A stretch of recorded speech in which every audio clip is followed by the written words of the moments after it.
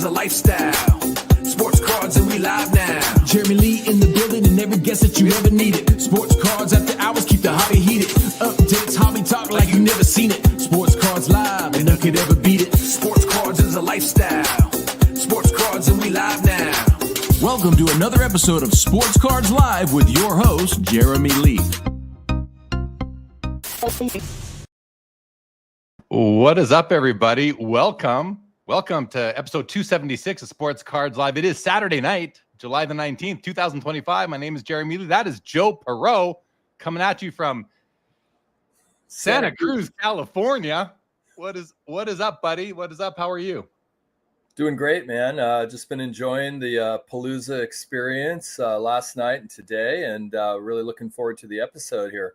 We're going to have a good time. We have a couple things to get through. I'm not going to do my usual ad reads here on Hobbypalooza. I do want to shout out some of my partners and sponsors: Fund Your Cards, Just Collect, the Sport Card Expo, National, Upper Deck, Mint Ink, GP Sports, Chronosio, and Rolling Insights. But guys, this is a special episode of Sports Cards Live. We are closing down Hobbypalooza 2025 Saturday night. It's been a 12-hour marathon today on the For Collectors YouTube channel in support of Signatures for Soldiers and sponsored by the Penny Sleever. Let's hear it for Hobbypalooza 2025 Ambassador Orlando from A Collector's Dream. Welcome to Hobbypalooza 2025. Hello, everyone. I'm Orlando from A Collector's Dream, and I'm honored this year to be your Hobbypalooza ambassador. This year, we're once again proud to support Signatures for Soldiers, a nonprofit helping disabled veterans through the power of sports autographs. As you know, we're accepting donations all weekend long. And for every $10 that you donate, you'll earn one raffle entry for some amazing prizes. The preferred way to donate is through Zelle in your banking app to the email jekofma@yahoo.com. JECOFFMA@yahoo.com. The Zelle is not an option. Use PayPal, goods and services to the same email. Let's go ahead and beat last year's total of over $5,800. This hour of Hobbypalooza is brought to you by the Penny Sleever, who are generously donating 10% of this week's sales at thepennysleever.com to Signatures for Soldiers. The Penny Sleever, as you know, has top quality supplies at fair prices. Enjoy the show and have some fun. All right, well, that's the ambassador for Hobbypalooza 2025. Everybody's best friend, Orlando from A Collector's Dream. What a great guy and what a great initiative this is, hosted this year on For Collectors. You'll notice the Hobbypalooza motif here. We're going red to be on brand. Joe, you're even wearing a red shirt. Look at that. I love it. Did you catch any of the Odd Couples episode that just ended? Did you happen to see that, Joe? I did not. No, I actually caught I was watching Double D and Lou Rock and Adam did some fun stuff. I think it was maybe even from last night. I'm not sure if it was today or last night, but anyway, a lot out there to catch up on. Oh, it's a marathon today. 2 days after today, tomorrow it's going to continue, and we have our job cut out for us because I was watching some of that just now with Tony, Southern Collector, and Mike Petty. And oh my God, these guys were cracking us up, especially at the end. Tony whipped out the wig and went on a rant. Mike Petty went on a serious rant with I don't know what he called it, the Goofball Hall of Fame or something like that. But my gosh, well, it is my privilege and honor. It is our privilege and honor to be streaming tonight to the For Collectors YouTube channel for the very first time. Maybe the last time till next year. We will have to see. But we have a fun show in store tonight, guys. We're going to start in about 10 minutes. We're going to bring Matt Cirulnick. He goes by Matty C Collection on Instagram. And he is, I don't know what you want to call him, but the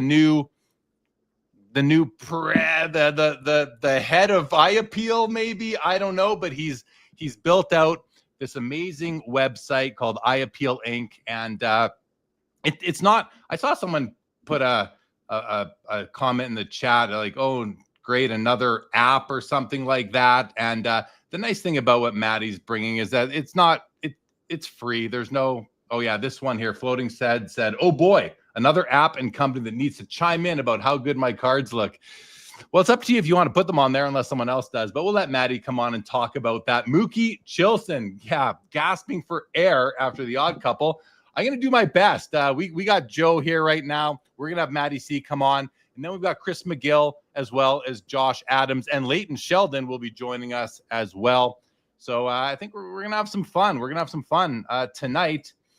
Lots of you in the chat already. And there we go. Orlando says, Matty C is Mr. I Appeal. Great. Yeah, he said he is a great guy. And what he's doing is for the hobby. But I'll let him tell you guys that when he gets here.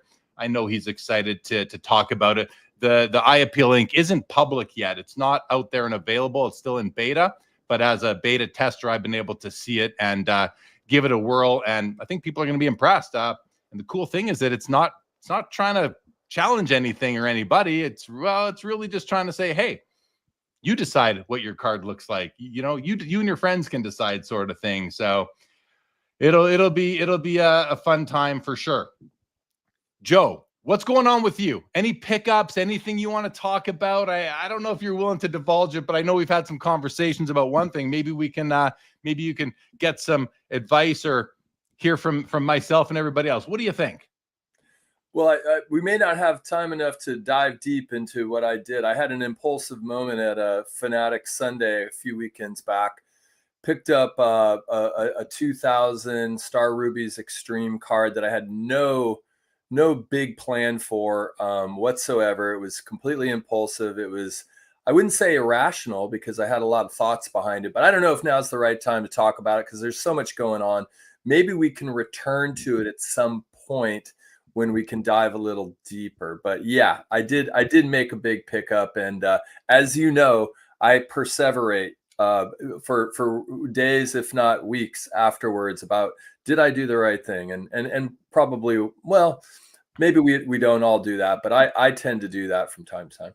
Well, and so I want to ask this. This is a good question for the chat too, because I think we all probably do that a little bit, Joe, especially when you are spending money that is meaningful to you. If I go buy a card for $40, I'm not going to think about it much. But if I buy a card for 500, 5,000, all of a sudden I start to think about it and hope that, number one, I love it as much as I spent on it. And number two, is it something that is going to, that I'm going to fall out of love with eventually? Or did I way overpay for something? That kind of, especially in a situation where there are no recent comps. And I only say that because we use comps often just as a data point, just as a reference, part of the decision-making factor. Not everybody does, but some of us use it just as part of the decision-making process. So yeah, I mean, do you have a threshold there as well? Totally. I mean, to me, there's a few key factors that kind of go into it. The lineage of the set or the set design, the aesthetic is usually a really big one, as is player. And then you get into the realms of scarcity and especially as you look at certain issues, scarcity is the differentiator. And in this case, it was a one of one in a PSA 8 grade. There was only 4 total graded by PSA, 3 by BGS. So, roughly speaking, we're looking at 7 to 8, known graded copies. And with the PSA 8 being the most, prestigious of those, it felt like a compelling factor. Yeah. Yeah. Orlando says, enjoy the card, Joe. Don't doubt yourself. And guys, I'll tell you, Joe bought the card and then we got on the phone and I loved it. I thought it was a great buy. And I think it was a savvy purchase. So I try to, help him out and settle him down. And, but that's the nice thing about a passionate collector is that we, maybe for some people, the process of buying the card doesn't end after it's bought. There is continued thought going into it. And maybe looking at some options. What are you maybe going to sell to pay for it if you have to do that sort of thing? So I don't know. I think it's a fun discussion. It is. And I hope this doesn't expose me as, more investor than collector, because I feel like I'm both. But, I did start thinking like, well, is this a forever card? And the older we get, the more, I don't know, tinny that concept of forever card feels to me personally. In my 30s and 40s, hey, a forever card is a forever card. As I'm nearing 60, a forever card has I have to look at it in the context of life resources. And so, yeah, I did fairly quickly start to assess, is this going to be a short-term hold, a medium hold, or maybe it is a coffin card? I definitely have a few of those in my collection. No doubt. Yeah, I think we all do. Let's go to a few comments here. First of all, we're not going to get to everybody. There's too much tonight, but want to say hi to Stukes. Got in here early. TJ, second in today. Stukes here says that eye appeal was around before grading. Then it got lost in the numbers on the slabs. Well said, Stukes. I think that's a great comment. I think that's part of what Matty C's eye appeal is trying to sort of reverse a little bit. But you guys hear from him. I know a lot of people are making assumptions and think they know what's happening, but I think you guys have to hear him out and see what he's doing here and what his motivations are before you just come to your own conclusions. But it's human nature to come to conclusions without much information. I get that. Show Descartes, red alert. What's going on? Show Descartes out of Quebec. Midlife Greg says Joe's a deep thinker. That's why his analysis is so poetic. And James Gillum, enjoy the card no matter the price. Why would you want it? No matter the price, or why would you want it? Yeah, I mean, that's, I hear him. TJ says, hey, Joe, as long as you buy a card that has a solid exit strategy for down the road, you're good to go. And maybe that exit strategy becomes where you just don't love it anymore. I mean, that happens too. I was talking to somebody today. I actually met a fellow hobbyist at Starbucks today. We had a chat and kind of said, you don't have to. I'm not going to tell anyone what they have to do, but I think it's healthy in the hobby to give yourself permission to fall out of love with a certain project or a certain genre or era or type of card that you've been collecting. Don't worry about it. You don't like it anymore? Get rid of them. Take that money, put them into something that you're going to love. Like, we are always evolving as humans. Why can't our collections evolve along with us? Good evening to the professor. TJ Tony says you spend good money on a card, you have to be an investor. That's I always say something similar to what Tony's saying here, Joe. I always say, if I'm going to spend what is significant money to me, I'm going to consider the financial implications that expenditure has on my family long term. I feel like I have to.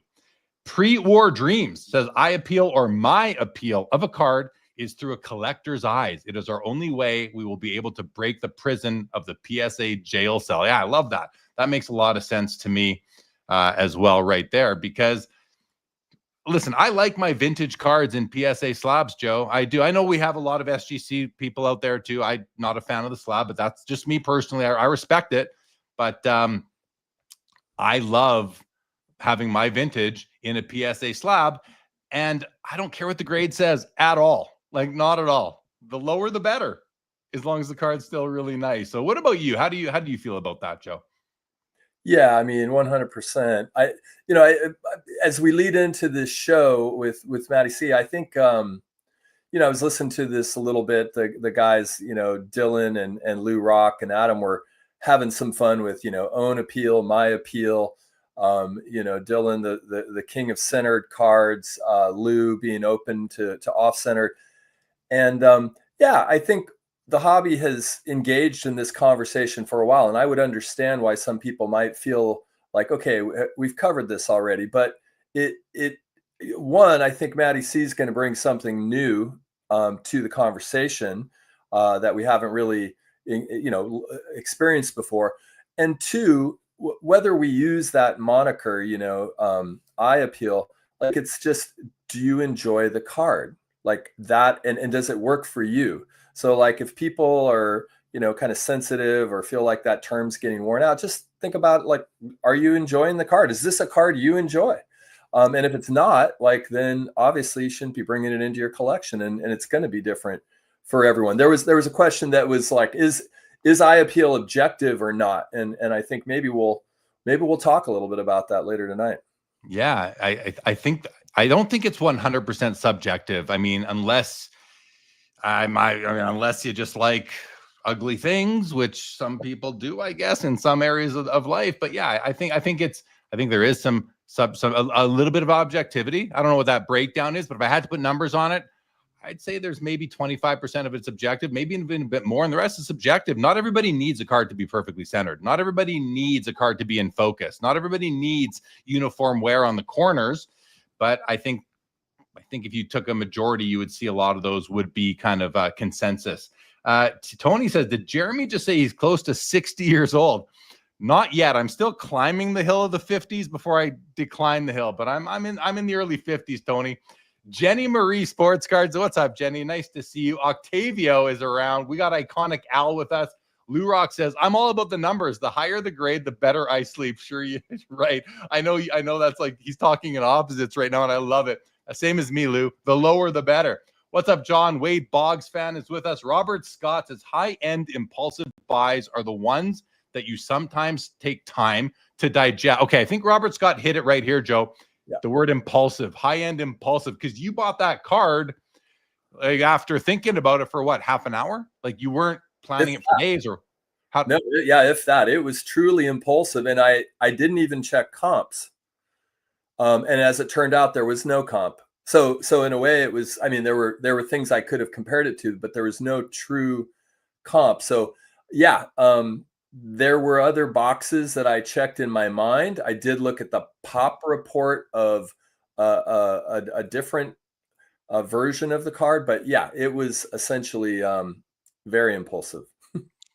Well, and that's going to happen to even the best of us at times. I think we all do that, right? So, yeah, but I think Robert Scott really hit it on the head there. That's where you do take more time. If you're spending weeks or months watching an auction, watching a card, and then you finally strike and you win that auction, the research you've done to get you in the right headspace has probably saved you from a lot of that analysis you're going to do afterwards, right? Yeah, totally. Like it's like how much energy you put into the Joe Jackson research beforehand, then at which point it's sort of you'd already taken care of that, and so on the back end you were really looking at things a little differently. In my case, I started researching the player a little bit more. I started researching the set a little bit more, and I started kind of doing the research after the fact as if to sort of justify my impulsivity and perhaps irrational judgment. And you had to do it after the fact. That was the difference. Chris from Missouri says, collect what you like if it does not hurt the family. I love that, Chris.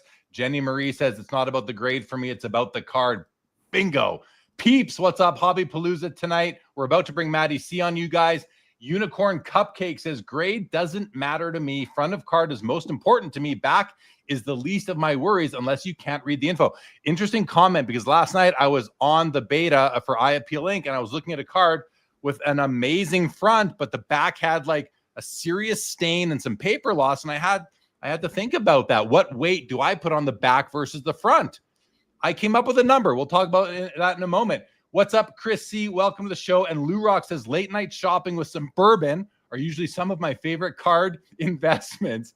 Right on, Lou Rock. And I like how you finished that with investments.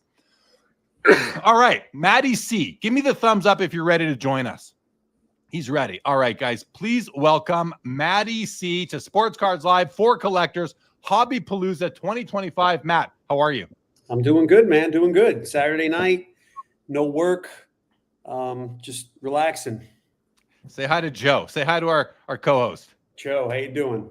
What's up, Matty C? Happy Saturday night to you. Thank you. To you as well, sir. Thank you. All right, Matt. Well, listen, we need to jump right in because I announced at the top of the show that we were going to have you on. You're bringing a new Eye Appeal resource to the hobby, and people are already making comments. They're just wondering what's going on with this. So I want to give you the floor to explain what is. I want to ask you too. I want to ask you, what is Eye Appeal to you, but what is Eye Appeal Inc. as well? And to the chat, please pay attention. Please listen. Give Matt your undivided attention because he has poured his blood, sweat, and tears into building this behind the scenes. And he really wants this to be something that people enjoy and like and find useful. Matt, over to you. What is Eye Appeal to you, and what is Eye Appeal Inc.? Well, I don't think the notion of Eye Appeal is anything novel or revelatory. I mean, collectors like to pick the things for their collections that they find pleasing to look at every day. And ideally, I know a lot of us regret ever having to part with any of them. So you're buying them for keeps. You're buying them to look at on your desk or on your wall or however you look at them every day. And we like to look at things that please our eyes. So I would assume many, many, many eons ago, people walking on the beach, they're picking up the shells and the rocks that look good to them. So I don't think that that the concept is anything novel, like I said, or anything revelatory. So that's how I'd answer that first question for you. Okay, and that's fair, and I think that's consistent with a lot of the comments that we've seen in the chat already. That eye appeal is not new. People have been and really, it was the way cards were transacted or appreciated until third-party grading came, and all of a sudden these things are enclosed in these slabs. Okay, so Well, add to that. Go ahead. As a kid, it was because you touch on something interesting. The experience as a kid, I remember going to one of my fondest memories. I had many local card shops in my area, but going to Renata Galasso in Brooklyn with my cousins, and you'd go to the store, you'd want like a Tony Gwynn rookie, you'd take the stack, you'd look through it, you'd pick the ones, the 3 or the 5 that you'd think appealed to your eye. I'd lay them out on the counter and say to my cousin, "Hey, Paul, which ones do you think and why?" Like I'm just the site that you referenced that I've been doing on the side with a lot of my hobby time and hobby money. It's just recreating that experience. I think I think the big reason a lot of us grown men are collecting cards is to feel connected to our youth and to feel young again. I joke and say when I look at certain images, I could feel like my cells getting younger. I look at 86 Topps Bo Jackson and I'm just like a kid again. So I think that shopping experience for cards that I had as a boy, I wanted to sort of recreate that and get back to that. So that was, I think, some of the impetus behind it as well. Also, I found myself on when I get to go on Instagram, when work and life will allow, there was a lot of sharing of my selecting or shopping experience. People would say, fellow collectors, guys would go, "Hey, what do you think about this card? What do you think about that card?" And rather than me just saying, "Oh, I think it's great," or whatever, what I would do is, and it was fun, I would say, well, I'd kind of invite them into my kitchen and say, "Well, here's how I would answer that question." It's like oftentimes if I'm like in my day job, when I'm talking to producers or executives, it's not just here's what I want to do, but here's why I made these choices in this story. Here's why I think this works. Kind of that's the fun of you, because ideally you're having fun. And that's really what the hobby is. The textbook definition would probably be something along the lines of something we do in our leisure time for pleasure. So it has to be fun. That's what it's all about. And so my process was fun, but talking about the process was fun. And the process being, I like to look at, so someone would say, "Hey, what do you think about this card?" Well, it's a Mantle or another card, but often a lot with Mickey Mantle cards, because that's sort of my focus, or Yankees. And I would say, well, here's what I do. I look at all the ones that I'm considering. Then I want to look at ones in neighboring third-party grades. I don't say technicals because there's not much technical about what they're doing over there. So I think technical is kind of a reach, perhaps, yeah. But I digress. It's all fun and happy and positive. But what I would say is, I figure out what my budget is, and I want to as broad a range as I can get. I'll look at every single card, and I would pull down just like I did as a kid. I would just that stack of Gwynns at Renata Galasso. I would look at all of them. So let's say I think my budget can fit somewhere between a 1 and a 4. I'll find every picture I can. I'll scour the internet of every 1, 2, 3, and 4.5 grades in between. Get to know the population. We talk about population data, but population data without images of the cards does not have great utility to me as a collector seeking a card for my collection. So first I'll do that, and I'll get a feel for what's out there.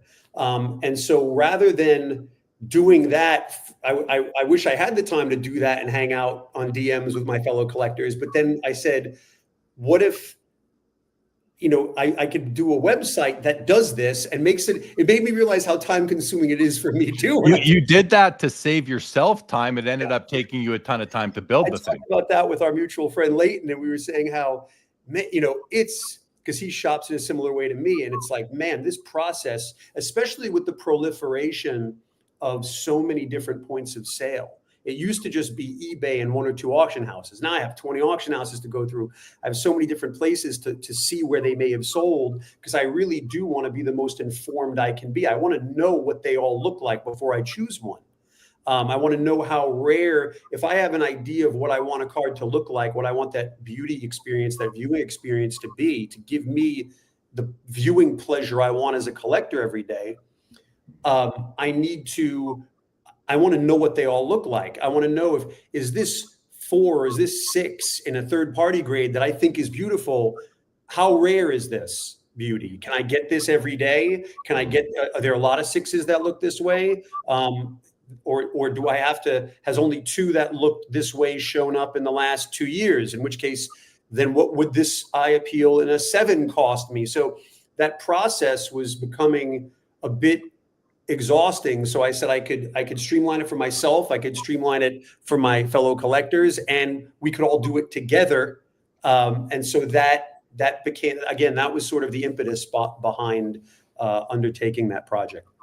Okay, well, see, that's a great background. I love how organic it is, and really, you did it just to solve your own problem, which was not a problem, but your time issues of not being able to give all your fellow collectors the amount of time that you would like to help them really get the benefit of your eye, which is very well respected. And I know that you've put out on Instagram several times these like gang scan pictures of all the autographed 52 Tops mantles or whatever card it is, and it is important to understand what other cards in what other copies of a card look like. I think when you are making a big purchase, sometimes it doesn't matter as much, but it often does. So that's we've now heard from you. What is Eye Appeal to Matt? What was the catalyst for starting Eye Appeal Inc.?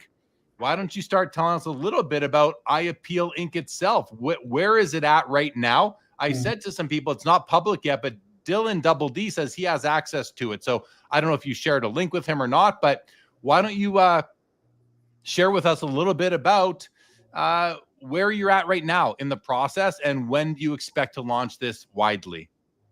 Probably somewhere in the 6-ish week zone. I think it'll be ready. Right now, launched the beta, which you've been on, and it's really, it's primarily a playground and fun.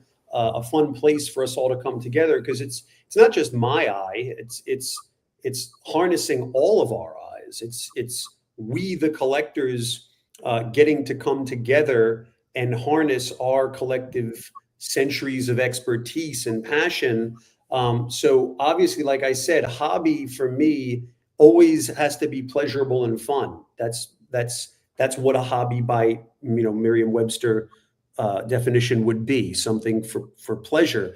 So I think it's fun to have everyone together. It's fun to be able to have the cards start the conversation. So for example, on the site, you'll be able to look at any card that's on the site, see what fellow collectors think about its aesthetics, compare it to other cards of its kind across all grades and grading companies. So again, to sort of be able to go through that process, but again, to harness, to create a fuller picture and make each collector feel that they're the most informed they could be, because a well-informed collector is obviously the best collector. And I think that we all strive for that. There are things I'm learning on the beta of the site now, card issues that I never really shopped for, because I'm not, let's say, a Jackie Robinson guy, and I'm like getting to see in one click, oh, here's what all those signed 53 Robinsons look like. And I never got to see them all like that before, because I'd have to go and grab each one. And I think when I mentioned the phrase a fuller picture, it's because we, as collectors, I don't think we've been getting all the information we could get. For example, I think Pop Dad is very helpful, but the other piece of that puzzle is, let me see what they all look like. I think third-party grading has been, no doubt, it has provided great utility. At the same time, that's just one stranger's opinion, who may not collect, who may not have the passion that so many of us do. It's certainly, that's great. It's a job for that individual, but that's still one anonymous stranger that I don't know. Whereas I'd be more interested to know what the mass of my fellow collectors who have such passion and collective centuries of experience. What do they think? Because we are the market. We are the ones with the wallets. We are the ones with the passion. We are the ones that know these things so well. So getting that opinion, like a Rotten Tomatoes, like a Metacritic, that opinion plus the visuals of the cards, I think now creates a fuller picture, now tells a more complete story than just the sticker and sort of faceless pop data, if you will. So that's sort of the goal and what the experience is, but primarily a place to hang out and have fun and let the cards initiate the conversations. Yeah, I saw a comment that came through. Someone says, like, aren't we already doing this, sharing cards with our friends and asking opinions? Well, yeah, but now you can have a centralized place to do it. Precisely. Like I said, I've been doing it for decades. But like I said, it's been a bit of with the proliferation of so many places to sell. It's free. Like I just made this website. It's not charging anyone to go on the website. So it's a tool. It's a tool that's hopefully a fun tool to use. Yeah. And makes things easier. So it costs nothing to use. This is free to people to submit their cards. Can I submit? And guys, just by the way, I'm going to ask some questions that I do know the answer to, but I'm going to ask them for the audience's benefit. So I know the answers to some of these, but just FYI. But Matt, can I submit cards that are not my own? How does that work? Yeah, it's just scans, just the way we use the hobby all over the place now. So let's say you have a card that you're interested in seeing how it compares with others. You can upload those scans. And then hit compare and see how they all look next to each other. Ostensibly, like what so many of us have been doing, but instead of having to grab everything from 40 websites, now you just hit a button, and at the same time, now you have the opinions of all your fellow collectors and the ability to talk about it in real time. Right. Okay. So we got a lot of questions coming through, and one of the things that when I've talked about iAppeal Link in private with other people, I've said, I tell you guys, Matt's kind of thought of everything here, guys. So I'm going to bring up a question that came in from Dufex of Life. He says, how does it account for photo quality or photo adjustments, i.e. color, brightness, sharpness? Because we all know, Matt, I can go onto iAppeal Link and I can be looking at cards that I want to review as a community reviewer or a council reviewer, and we'll get into that a little bit later. I can go in and review these cards, but I can only see what I can see. I can only see the image provided. So how are you accounting? How are you handling potentially altered images? Well, there's several ways to do it. One way is training an AI to detect variances off of a baseline of feeding it certain scans that are deemed natural. Also, we as collectors shop for cards constantly that are based on scans. In fact, I'd say every auction house, eBay, these are all scan-based environments. The difference being that when a scan seems to be unnatural or not of if it's not a certain resolution, it won't be accepted by the automation. And if the AI doesn't detect something, then someone can easily alert myself. And if the scan doesn't look right, then I'll just delete the card and we can prompt the user to send in another one. So that's really, the answer when it comes to scans. It's really what we're doing all the time on eBay, what we're doing on all the auction houses, and collectors are savvy. We have a real understanding if as some of us say, if the scan is radioactive. Right. So I want to go to some comments, but first, Joe, I want to get your thoughts. You've been listening to Matt for the past 10 minutes or so. What's going through your mind? What are you thinking so far? And you haven't seen iAppeal Link. What do you think so far about what you've heard? Joe might be frozen on us. So I'm going to go to some comments in the meantime, and we'll wait for Joe to get back. So first of all, I want to say hi to Colin Murray. What's going on, Colin? Hi, Pop Professor. Welcome to the show. Midlife Greg, he's thankful that his wife is open to things and people with low eye appeal. Yeah.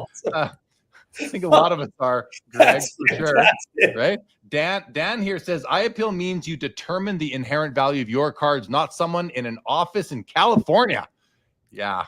I may need to use that and put that on a mug, but yes, I mean that's a fantastic comment, because one wonders why so many collectors are so willing to cede our power and our independent critical thinking to a stranger's single opinion when we don't know if that stranger even buys cards. So I think it's anything that aggregates our opinion as the ones with the passion, I think is helpful. Okay, we got Joe back now. Joe, I wanted to just hear from you before we jumped into some more comments. What are you thinking so far? You've heard about, you haven't seen the website, but you've heard a bunch so far. Let's get Joe's level-headed response. Well, what I'm curious about is if it sounds sort of like you kind of mentioned like a gang of cards, and I'm wondering, is it the kind of thing where the site is sort of actively filling in more and more images of, say, I've got, a 63 Clemente and I want to compare it to other 63 Clementes, and they all just gradually get populated there? Or do you have, are you filling them in from outside sources already, or is it just there are programs that I'm considering with that, but and again, I would just encourage, like, this is just, this is a casual conversation, we're having. Ultimately, when it's released for people that are on the beta are happy, they could talk about it now. But really, it's something that I think should be experienced when it's time. And then, because we're kind of talking about something that's not out there yet. But what I'm thinking initially is that the community, the transparency in the community, let the community fill that in. But again, because my budget does have its limits, but we'll see as a tool how the community uses it. If basically what I'm seeing on the beta so far, because I'm getting to know it myself, it's not so different from what I do with a day job. It's like a movie comes out and it's really each audience member is going to have their own experience with it. So I think initially I'm seeing a lot of the users on the beta uploading quite a great deal. And I think when we open that to scale, I don't think we'll have any shortage. And so hopefully then I could use budget to add other features than ones that will pull in scans. But again, that's on the table, and things will evolve. And it's really, it's by a collector for collectors and with collectors. And so we, as the collectors, can tell me, and that's been already happening on the beta. The fantastic engineers that I've hired have been very responsive. So I'm collecting, as Jeremy, as you know, because Jeremy brought something to my attention. Remember about the way the images were flipping, and they set that up for us. They fixed that in a week. So that's kind of where we're at now. And so we're gonna the same thing that's happening now with the beta. We're gonna do with the collecting public, because it's us, and we'll have a whole page where suggestions come in and can get upvoted, and the ones that float up to top priority will have the engineers handle sooner. Right on. Yeah, I've called out a couple things to you. When I beta test, guys. Okay. Yeah, it's like Call of Duty. Absolutely. More comments here. Chris C, I'd rather have a card that looks great in low grade than a card in a mid to high grade. Go back, sums up my, yeah, I'm with you, Chris. Low grade, high eye appeal all day long. Cheers to Ziggy. No, welcome to the show. Chris C, centering and registration seems to be at the forefront of most vintage, but I also prefer vibrant colors. Talk to me, Chris. Vibrant colors to me is huge, as important as a clean surface and registration as well. I don't want a dull card at all. 75 Brett, it's amazing. I've had so many, even some I pulled out of mini packs back in the day, where the color can change so dramatically on some 75s, especially. Yeah. Dan's Vintage says, this sounds like an amazing resource. I think the key word there is resource. That's how I'm looking at this thing. This isn't I don't even want to really call it a service, but we'll get into some of that stuff. Rob Scott says, a well-informed collector will make wiser decisions and stay in the hobby longer. Smart comment. That's it. Here's the one for you, Matt. Mookie Chilson says, Matty C, will there be rankings based on scores or superlative stickers like what Mike Baker has? Yes. Yeah. Well, stickers, I don't know about I don't know. I haven't given any thought to selling anything. Like I said, this experience is free. But there will be some fun scoring. So And again, I don't want to spoil. It's like you don't want your discussions to kind of be spoilers. But what I'll say for now is that yes, the aggregation of the users will be able to rank cards, so you can specifically see. Let's say you have all 4s across PSA, SGC, all grading companies. The site will, based on what collectors say, the site will be able to tell you this is the first best 4, this is the second, this is the 339th. But again, strictly based on an aggregation of the opinion of all collectors. And you'll be able to see each individual person's opinion in a graph, in a written opinion, like a little letter grade and a couple of sentences. So there's a lot of transparency, and it's up to each individual. Just like when I'm looking at Metacritic or Rotten Tomatoes, some reviews I like, some reviewers I like, some I agree with, some I don't. So it's really, again, it's a tool. It's a fun tool and a fun resource, and it's up to each individual to use that information to arm themselves however they want, and then to take whatever action they want. So anybody in the community, and I'm just going to say this because I know this, anybody in the community can go to iAppeal Inc., sign up, and become a reviewer. You can now go in and review and submit, your score, your assessment grade, for lack of a better term, of the card. But Matt, you also will have you'll have the community, and what I think is really interesting is that you have modeled this a lot close to the Rotten Tomatoes model, which has 2 different categories of reviewers, right? There's the experts, I guess you could call it, and then there's the community. I like what you said before, though, that you might find a reviewer that you like. So if you know somebody in the industry, in the hobby, who has an eye appeal that you agree with, or has an eye for cards that you also share, and they are a reviewer on iAppeal Inc., you can go see all the cards they've reviewed and just see if you agree with them. And you can also see their collection. One of the things that I've always wanted to do was have, like, I remember when I first got on Instagram, I feel like such an idiot. So like dating myself. So I got onto Instagram and I'm like, oh, this is so cool. And I thought I could arrange the tiles of the posts, so that way people could see my collection in the order that I wanted it to be seen. And then I realized very rapidly that you could not do that. So that was one of the first things that I had built on the site, is the ability to showcase all of our collections, everyone's collection, and then you can hit arrange cards and move them around the way you want other people to see your collection. So therefore, it's not just seeing everyone's reviews, but you could see everyone's cards as well and get a feel for what they've chosen.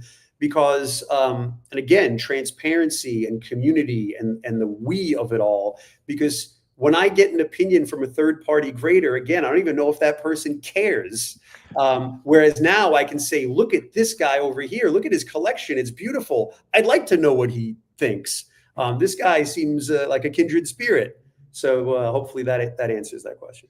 Okay, we got lots, Matt. So I am going to ask you to tighten up your answers here, because there's a lot, and we're going to have Leighton join us in a couple minutes. So, so let's try. Okay, Double D Dylan, Matty C. Will we be able to buy or sell any cards on the site at some point? People can transact. People can message each other. I have this feature that they put in last week where you see a card that you like, and you could ask the owner if it's owned by someone on the site, and work out a trade or a deal. So that could be done. I haven't given any thought yet to any kind of down the road commerce or anything. Right now, it's just about making it the most fun tool. So you can reach out if the owner of the card is on the site, you can reach out to them. There is a messaging application within the site, and you can just take it offline, but there's no marketplace on iAppeal Inc. Orlando, yes, you can put your cards on the site and get other people's opinions. Exactly. Certainly. Dylan Double D says, I can see a future where we screenshot the grade you get on iAppeal Inc. and sell it on eBay, noting the grade given, like the iAppeal sticker. So I think you're right, Dylan. I think that eventually if iAppeal is widely accepted by a significant amount of the hobby, then I think, Matt, that, this is something that even the auction sites might say, on iAppeal Inc., this has received say a B or a B- or a 96 out of 100, whatever that scoring is. People can reference that similar to the way you see people. I see it on my screen all the time. I'm watching a movie, Rotten Tomatoes gave this, 4 out of 5 stars. I've already been approached. Yes, that can be done. And that audience member's question, we'll have a little share button. So that way you could send that button to your friends. You could embed it where you might be selling the card. And that way you could say, hey, yeah, I've got this card and it's X, but 9,000 out of 10,000 people said it's A+ beauty. So if that's helpful in any way, then great. SFO Sox fan says, Jay Lee, that's me, mentioned it. How are differing individual opinions? This is a great question. How are differing individual opinions about tolerance for centering, color, registration, all the things that go into IPL? How are they being accounted for? Can you sort by these variables? So Matt, speak to, and this is guys, when I talked to Matt about the project, when I came on as a beta tester, I asked, what are the expectations on me? How do I know that you're going to think that my assessment of iAppeal is acceptable for iAppeal Inc.? So address that, Matt, as quick as you can. Leighton's joined us, so we'll bring him on in a minute. That's the human element. That's why when I look at Rotten Tomatoes or Metacritic, or when I'm reading reviews of things on my own, I like to get to know the individual reviewer. So I don't want everyone to be clones of each other or trying to adhere to the third party's criteria. We'll get to know each other and what each other's tolerances are. And that's what makes us all unique collectors, and getting that complete perspective, I think, is part of the fun. And you'll find like-minded collectors. You'll get new opinions and see, those new opinions and grow from those new opinions. So yeah, I want to encourage and not stifle that individuality. Is it just baseball cards, and is it just vintage? We've had both questions. It's going to be everything. We'll eventually have comics, et cetera, et cetera. If it's a collectible where the aesthetic appeal of it is something that makes it more desirable to collectors, then yes. But initially, right now, it's just vintage sports cards and vintage signed sports cards. That's what it'll launch with publicly, and then we'll grow from there. Double D says, I liked that when I left a review, my name was attached to the rating, which I think is critical. There's accountability. Jude999 says, this dude looks like a cross of Mickey Rourke and Richard Gere. Philly Joe. I'll take that. Mickey's great. I love Mickey. Any partnership with, say, PSA, SGC, Beckett, or on their scans inventory? I think that does make sense, Philly Joe. I can't imagine that they're going to supply you with scans, though, Matt. Any thoughts on that really quick? I've not given thought to that yet, but anything is open. I think, again, it's a complementary additive tool. It's not, we're not in any way competing with third-party graders. In fact, they need to do what they do first before we, the collectors, can opine on it. Floating Head says, and this is a concern. I've talked to you about this too. Time to cross out your certificates if you don't want someone else uploading your cards. So how do you, Matt, why don't you address that? And then Sheldon or Leighton, well, I have a buddy Sheldon I just saw yesterday. Leighton will bring you on right after this one. Matt? If someone owns a card and says, hey, this is my card, and someone uploaded it to this site, then the card could just come down. So there's really, again, it's collectors coming together to share and help and hang out with other collectors. And so it's a collegial community of camaraderie, I would say. So yeah, I see no problems doing that. Okay. What's up, Curmudgeon? And Ziggy No says RPA iAppeal would be big and modern, and it would be extra protection. Agree, Jerry? I do agree, and it's actually a great idea. But let's let Matty C launch one segment at a time, and he's already bit off a lot on this project. Yeah, it's not my day job. Yeah, and he's bootstrapping this thing, right? I mean, he's really. Someone asked if this was a commercial venture. I think Mookie asked earlier. I lost the comment, but is this a commercial venture, Matt? It is free to start. If there's a way to for it to monetize at some point, but I'm certainly open to that. But the core experience is completely free, and what's launching will be free and stay free. SFO, last question. SFO Sox fan says, I like this. I do have, this is my concern, SFO. He says, I have concern. Many people may manipulate the scores to boost sales prices, values of their cards, but we'll let it play out. Fun idea. Well, Matt, you've thought of that. You thought about that. Yeah, well, you said it to me. I'll let you first give your reaction to when I gave you all the answers to that, which I think you saw pretty quickly how it's not possible to game that system. I mean, listen, my understanding is that, first of all, there's two-factor authentication. Every account that joins needs to have a cell phone, needs to have a phone number. So unless you're buying a bunch of phones, you're not going to necessarily be able to inundate the site.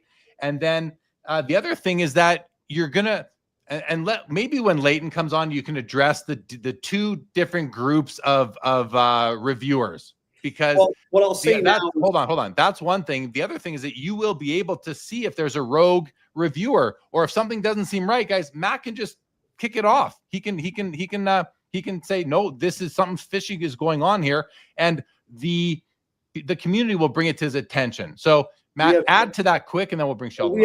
We have an algorithm that detects when, let's say you have a card and you see, well, number one, after two-factor authentication, we have a ratings and grading graph that shows the entire distribution. So if you have 10,000 opinions and like 7 of them are giving Fs to something where everything is A minus, B plus, number one, you could choose to dismiss that. Number two, as the community downvotes what are clearly inaccurate ratings, the algorithm counts those less and less and less in the weighting. So it would be the equivalent of, you can rig 10 at bats in an 800 at bat season. It's really not going to affect your batting average. Downvoting. Downvoting reaches a certain point, or upvoting, but when the downvoting reaches a certain point, that triggers an alert to me, and then bam. So it's not possible. Okay. Yes, Carl Taylor available. This is on the internet, so it's available pretty much to anybody. Okay. All right, guys. Joe, you good? We're gonna bring Leighton on now. All right. Thanks for hanging out, everybody. Yeah. Matt, Joe, Leighton, here you come. Welcome to the Hobbypalooza episode 2025 of Sports Cards Live. Leighton Sheldon from Just Collect joins us. Leighton, how are you? Oh, I'm great. How are you guys doing? We're good. Well, you know the panel. Good. You hang out with Joe regularly. You know Matt well yourself. What's going on with you, buddy? I mean, listen, we've been talking about Eye Appeal Inc. and Eye Appeal for the last little while. You've caught the last little bit. Why don't you give us a few your thoughts on Matt's project and what you know about it so far? Sure. First and foremost, yes, I'm very aware of it. I'm going to participate, in it as I forgot the exact terminology that Matt uses.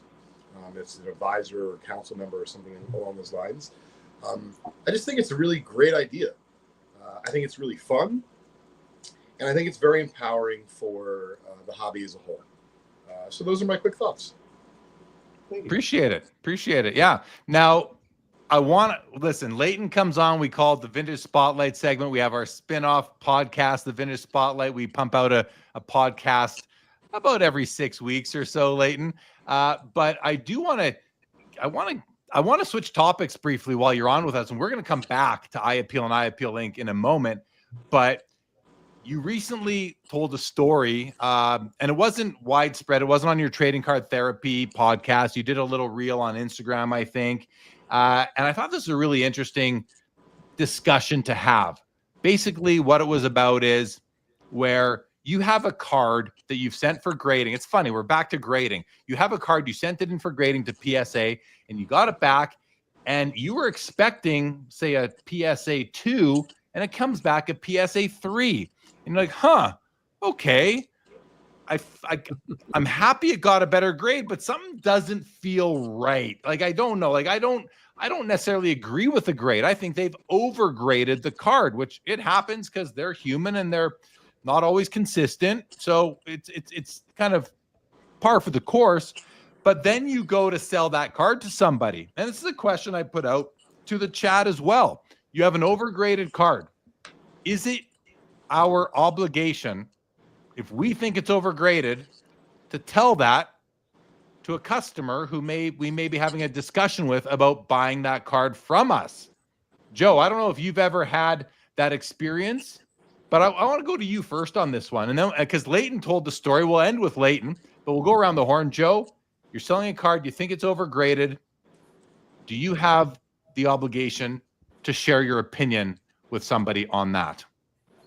I don't know about obligation. If you're, in the major grading companies, people can, make their own estimations. I think if I was in person, I might talk about it.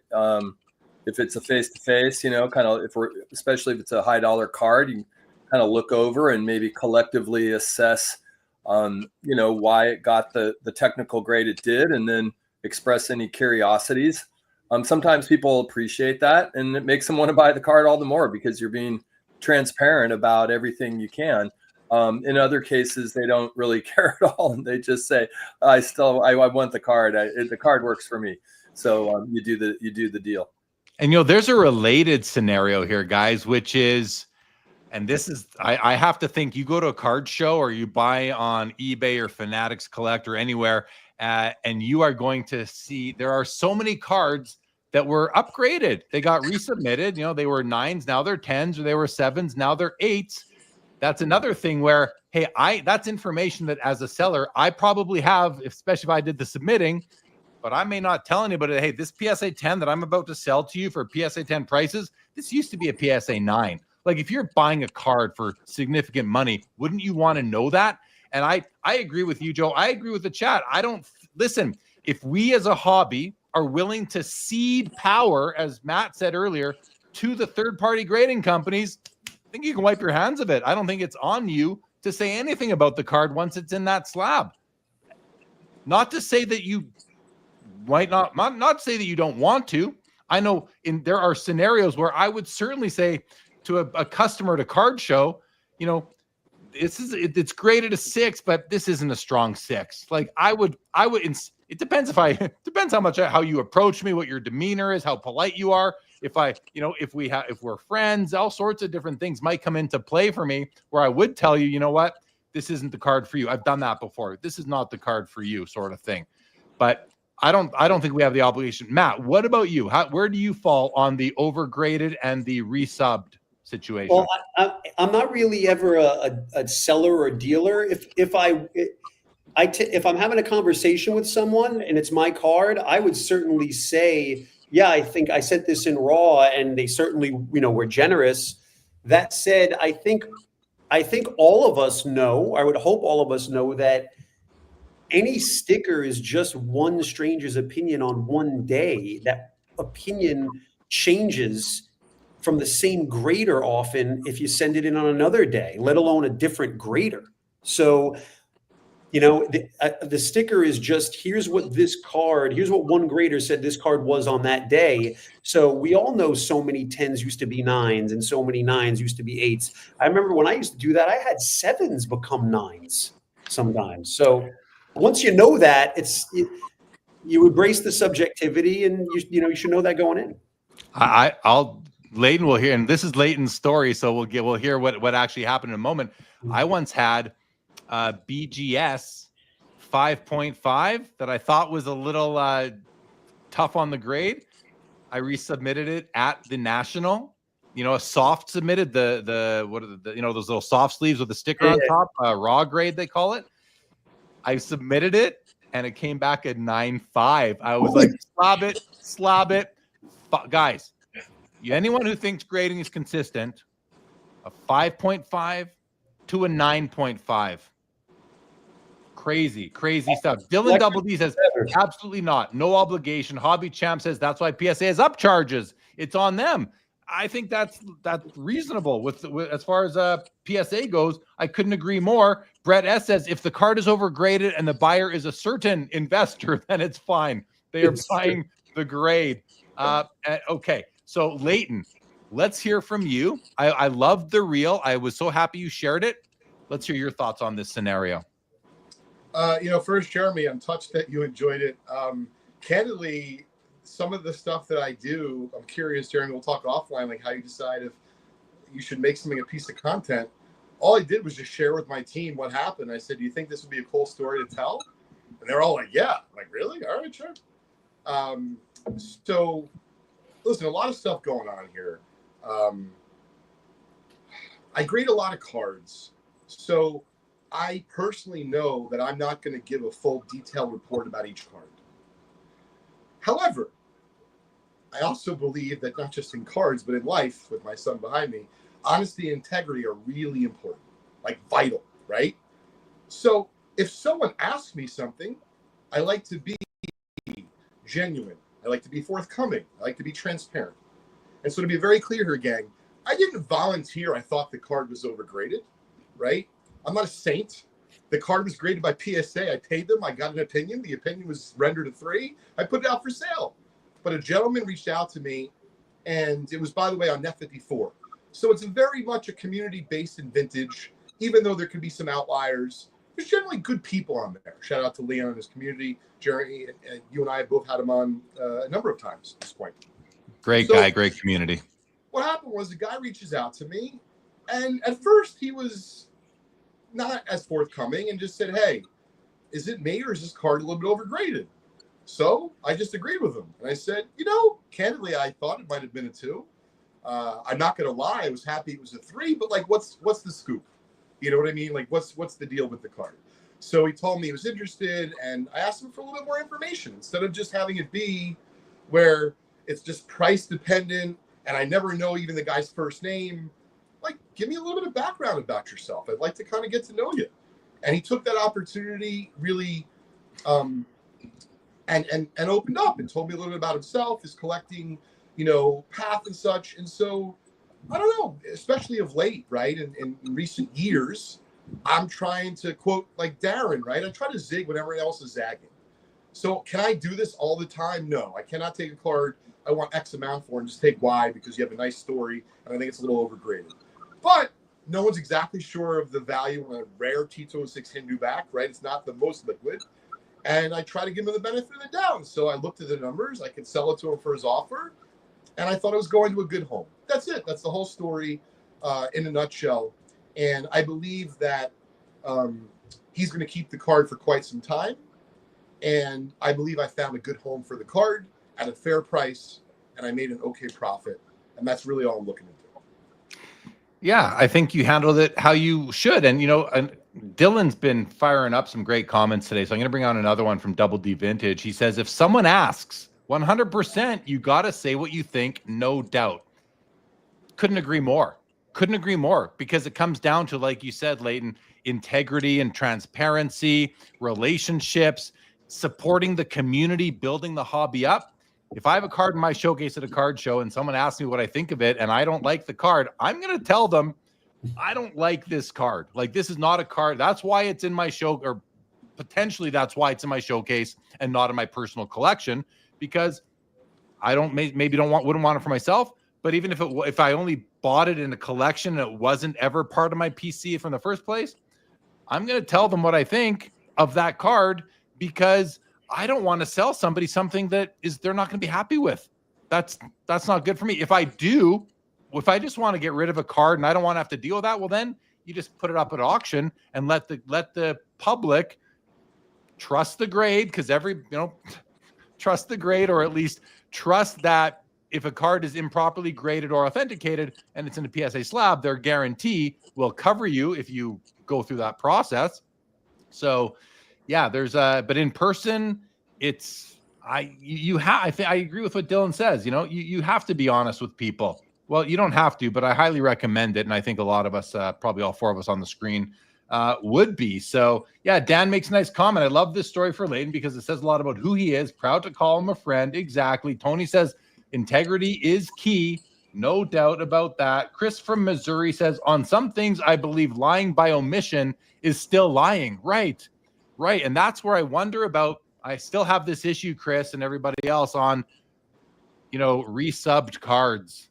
Like people always say to me on some of my nice low graded cards, my 33 Gaudi, my 14 Cracker Jack, why don't you resubmit it?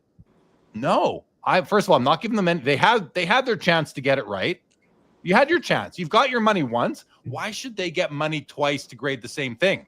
So it comes back a different grade.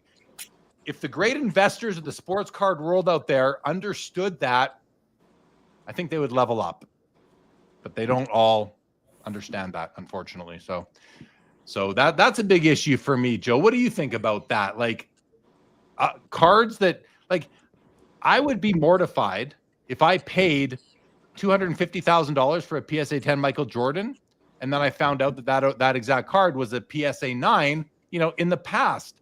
But why would I be mortified? Because I would know that the PSA 10 grade on that particular card doesn't mean enough. It doesn't mean enough. It's like Matt said, it's one person's opinion on one day. Now, I still think there's merit to third-party grading, but you have to understand what you're getting. That's all it is. You just have to understand what you're getting.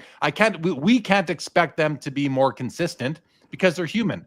You just can't expect it. And there's too much volume going through. So you have to know what you're dealing with. And as experienced collectors who love and are passionate for this hobby, I think it's I don't want to tell anyone what your obligations are, but it's my obligation on myself to help spread that word and let people know that not all 10s have always been 10s and not all 10s are created equal. So any thoughts on that from Joe or Matt or Leighton? Just jump in, whoever has a thought. Well, it reminded me of how I said one time to someone, if you ask someone their opinion, and every time you asked them, that opinion changed without any new information in hand, how much would you value that opinion, let alone pay for it? So I care more about what my fellow collecting brothers think. And I actually think they could do a lot better job, but we all have other jobs. So there's that thought. And very quickly, I remember situations where I would share, hey, I had this 9, it bumped to a 10. And then people that didn't want it as a 9 in trade or for wherever, now that it was a 10, they wanted to pay 10 grand for it. I'm like, you could have had it as this Paul Molitor as a 9 for $200. Mm-hmm. I offered it for sale. No one wanted it. And because it was really nice 9. So I might have said, hey, I'm trying to get another card. Let me ask for a little bit more because it's so pretty. But now as a 10, now you want it, but you could have had the same card as a 9 for so much less, which is funny. Exactly. I recently was picking on some, oh gosh, his name is escaping me right now. What's the rookie, the basketball tall boy rookie, not Lou Alcindor, the Celtics. Mara, thank you, Leighton. I've recently picked on the Maravich rookie because we saw a PSA 10, I guess, sell for like $330,000. And then I see PSA 8 selling when I'm doing Fanatics Collect live auction watch party shows. PSA 8s are selling for like $2,500, and they're as nice as the 10. Like from what I can see, which is arm's length holding a card, they're just as nice as the 10. But you've got $225,000 left over in your pocket to, I don't know, pay off your house or put your kids through college. I don't know. I'm just saying, like, or you can have a piece of cardboard that's just a little bit better. It just, I don't know, just one of those one of those things where I don't think you always have to buy the best you can afford, even if you can afford it, because the best you can afford might not be the best. And that's where a critical eye and thinker and even an experienced hobbyist can be quite important. Okay. Any other thoughts on this from Joe or Leighton? Good. Okay. So let's go back. I want to talk, because Leighton, you just alluded to it about Eye Appeal Inc.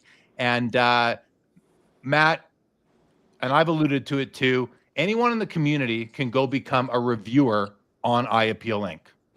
All you need is a cell phone and an email address, and you can do that. 2-factor authentication, so you're not going to be able to spam the bot spam or whatever it's called, the website.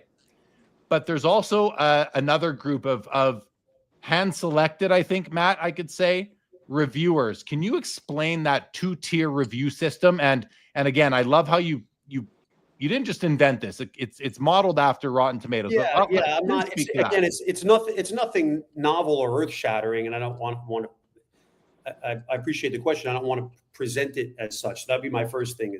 I don't think it's that big a deal, but I wanted to sort of mirror that system, and I think that being able to sort of curate and ever growing. It's not by any means fixed. It's going to grow hopefully every year to curate a group of collectors who I think exemplify that level of passion and integrity and selectivity with their collections, that have different types of expertise. So yes, there is that group that's sort of akin to the magazine or newspaper reviewers you would have, trying to keep that analogy to Rotten Tomatoes going, and then you have the giant public community section. So that's how I would describe that. Okay, great. And as far as that, the first group, what are your expectations for that, and what extra value do you think that really is going to bring the users of the site? Well, in terms of value, it's nice to see you get to see the biography of the person, of what they do for a living. You get to look at the entirety of their collection. So I think that there's that, again, that transparency, comparing that again to the anonymous stranger behind the curtain that we're so used to in the third party system. And again, not saying there's not a use for that. So I think that the fun and the value comes from seeing, like, oh, here's this person, here's what he does for a living, here's all different walks of life, all different professions, and again, different levels of expertise, different areas of expertise and passion. So I think that's what they bring, what that section of the site brings. And in terms of the expectation, it's just to be themselves, which is why I asked them to keep exhibiting that level of extreme passion and care and love that we've all had since we were boys, which is why we're still doing it. That's really it. We're doing what we did when we were 10, 9, 10, 11, 12. That's all it is. That's all it is. Well, let's hear Leighton's thoughts, because I mean, Leighton does vintage cards and maybe some others, for a living. He's got a couple of businesses in the space, and he's very active and a great part of the community and a content creator. He's a man of many hats, Leighton Sheldon. I love how you find stuff, Leighton. Like, any cool stories of like these finds you make? I think all of us, no matter what we do for a living, want to live vicariously through you when you find these. You're like Indiana Jones finding these collections. Feel free to answer. I had something, but we'll let Matt's question ride here for sure. Oh, sure. I mean, in terms of stories, listen, they're kind of all over the board. But I would say this, because I'm sure that, if you watch either our YouTube channel or my IG, you probably look at like, wow, my friends included, they think I wake up in the morning and like card deals hit me in the head. And I wish it was that simple. And what I'm alluding to is, do you know how many leads I probably don't get? A lot more than I do get, right? It's a very competitive marketplace. Sometimes someone will literally look me in the face, whether it be in person or on Zoom, or we'll be on a call. Oh yeah, Leighton, I'm not in a rush to sell. I'm like, so just so you know, like, I'm really kind of crazy. If I value your collection, I will be very specific. At 3 o'clock on Thursday, and I call you at 9 o'clock on Thursday night, is that okay? Absolutely. So make no mistake, I call them on Thursday night. I don't hear anything. Friday, I realize I'm being ghosted. And if I'm lucky, I'll get a text Saturday morning. Leighton, I had to sell it. Sorry. Literally, like, if I'm lucky. So it's not always glamorous, is the way you're making it sound, Matt. I wish it was. But it's a lot of hard work. And I've said it before. It's not just me. It's myself and my team. Literally, they handle, in a given day, sometimes dozens of inquiries. So most of them are just not that good. So it takes a lot of work. I have a question. Every time you get a lead, so you're getting lots of leads because you've got the website and the public is reaching out. They're finding you on Google, wherever. You get all these leads, and then it makes me think of American Pickers, where they've got Danielle at the headquarters and she's sending them out on leads, right? How often? So you've got your Danielle back at headquarters, whoever that might be, and J5 maybe, whoever it is. J5. J5, right? J5. And my question is, what's the success rate out of, and I'm not talking about the unqualified leads, but the qualified leads. How many qualified leads out of 10 end up in you making a deal? If you can just kind of, guess that over the past couple of years. Sure. So I will just try to rephrase it a little bit like this from the top. Let's just say there's, 200 leads a week. I would say 180 of them, 90% of them are no good.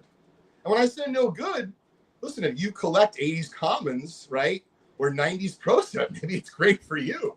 But like, I like to eat, my son likes to eat, you know, the people at my company like to eat, and like, you really can't eat very much off a 90s pro set. So the joking aside, I would say that, you know, out of that 10% of the leads that are good, there's going to be a smaller percentage of those that are really good, that are the highest end of leads. And so what I'd like to close with is it's a very small percentage that gets closed. However, when I or John, as he's affectionately known as J5, gets involved at work and we start moving things along, what I like to think and I believe, we have a very high batting average, like, I don't know the number, 650 or 800, when it comes to we have someone on the other end. They don't have to necessarily be a professional, but there's someone who has compassion, empathy, they have integrity, and they're transparent. It doesn't even have to be a collector. It could be someone who inherited the cards. It could be someone who's a go-between. We have a very high success rate. But you can imagine that the flakier that one of the sides ends up being, the percentage of that you're going to close goes way down. So we've become pretty good at identifying that even though the lead might be really good material, the chance of us getting that lead is so minuscule, we'd rather go for the single or the double than the home run. And that's kind of our philosophy. Right on. No, I think that makes sense. Stukes here says buying collections is the best way to buy, not grading cards. Frees up a lot of extra purchase power. Yeah, it's fun buying collections, isn't it? Like, especially if you don't get to look at everything and then you get back to the shop or wherever and there's all the stuff you couldn't go through that you get to go through and now see, oh, what else did I get? I'm going to stop you there. There's nothing wrong with that, but I'm going to say this, and not proudly. I am absolutely embarrassed at this because I have way too much stuff. And this is not a flex. Believe me, it is not a flex. But Jeremy, what you're talking about on the one hand sounds fun, but now I want to talk reality. When you buy as much as we have, ask Kevin Savage, who's been doing this longer than I have, if you think I have a lot. I have 6 storage units right now beyond my retail and my office that I tell myself every 6 months or a year, I'm going to get to it. Jeremy, I'm still buying and I can't get out of the stuff in my office, which once again, knock on wood, business is great. At some point, it becomes a little bit of a, yeah, it's great that I can't get through it. I have all this cool stuff. It's like a business problem. It's no longer an asset. And I don't know, I just find it very interesting that you mentioned that. Of course, everyone wants to find like a rare LeBron James insert or a numbered PMG in this bulk lot they bought. But time is money. And the one thing I cannot buy more of unless I get an unlimited amount of employees is time, especially my own. And so it's a really tough balance to kind of, figure it out. Yeah. Okay. I like that. I appreciate you telling the story and again, reframing it for me and for us, that was great. Now we had a question come in from Theo at Clemente Collector. And I want to bring it on because I haven't talked about this. Everybody's talking about this big $350 million fake autograph scandal that's rocking the airwaves right now. And the question from Theo was for you, Leighton, where he does ask, how will the autograph scandal impact your business? And I assume you're familiar with it by now. I don't know if Joe and Matt, if you guys have caught wind of this thing yet, but it's all over the airwaves. And let me just say, Leighton, before you respond, I think a lot of us in here are card collectors, and I think a lot of us here do collect some other things. Personally, I have a few other pieces here and there, but I'm a card collector, so I don't collect autographed 8x10s or jerseys or football helmets or anything. I don't even collect autographed in-person cards. I collect cards that are pack pulled for the most part. I have 3 IP autos. So that whole scandal that's going on right now, I haven't thought it through enough, but I don't think it's going to impact me personally. You don't know what we're talking about? Is this the thing someone told me about, like a Mahomes or Judge, that there was some kind of like a guy killed himself and it was okay. So what do we know? I didn't. Yeah, listen, honestly, Matt, I don't know all the facts or the known story behind this right now. number one, it's sad. The guy offed himself, so that's sad. Especially, I don't know if he had kids or not, but then it's a tragedy, and just sad, of course, for the family. But apparently, this guy was part of a high volume of counterfeit autos. Kobe, Tom Brady, Mahomes. I think all the big names were covered, and I don't know how he was distributing them, where they were. I think they were flooding eBay. Apparently, there's thousands and thousands and thousands of fake Kobe autos out there that, I think casual people are buying for gifts at Christmas for their coworkers, like family. memorabilia kind of things. It's not a card issue that I'm aware of, which is why I hope for the best. I hate seeing people get screwed out of their money, being ripped off, but that's all I can do is feel bad for people that were impacted. I don't think I'm impacted, but back to the question that Theo did ask, I want to get back to that now. To Leighton, is maybe you can share, maybe you know more about this than I do, and maybe you can share, what are your thoughts? Does it impact your business? Sure. So the first thing I would say is I was contacted by a number of, Northeast outlets, meaning I think the New York Post and a few other places. I talked to one or two of them. I don't really know much more than anyone else. I'm not in the autograph space professionally. I do handle autographs a little bit for my company, but they're generally vintage. But the reality of it is I'm probably more of an autograph collector on the vintage side than anything. And I do, on occasion buy and sell vintage autographs. So how does it impact my business? I would say it impacts my business, let's just say, from, you were talking about gifts. I got a lot of my friends' wives that are either stopping in the store these days to get a card or two graded for their son, or even their daughter, or they want to buy an autographed item. So I have a feeling, Jeremy, that there's going to be some questions. The next time the mother wants to come in, or her dad, for that matter, comes in and says, I want to buy a $500 so-and-so, Mahomes, or $1,000 Brady. But Leighton, I saw this negative, terrible article.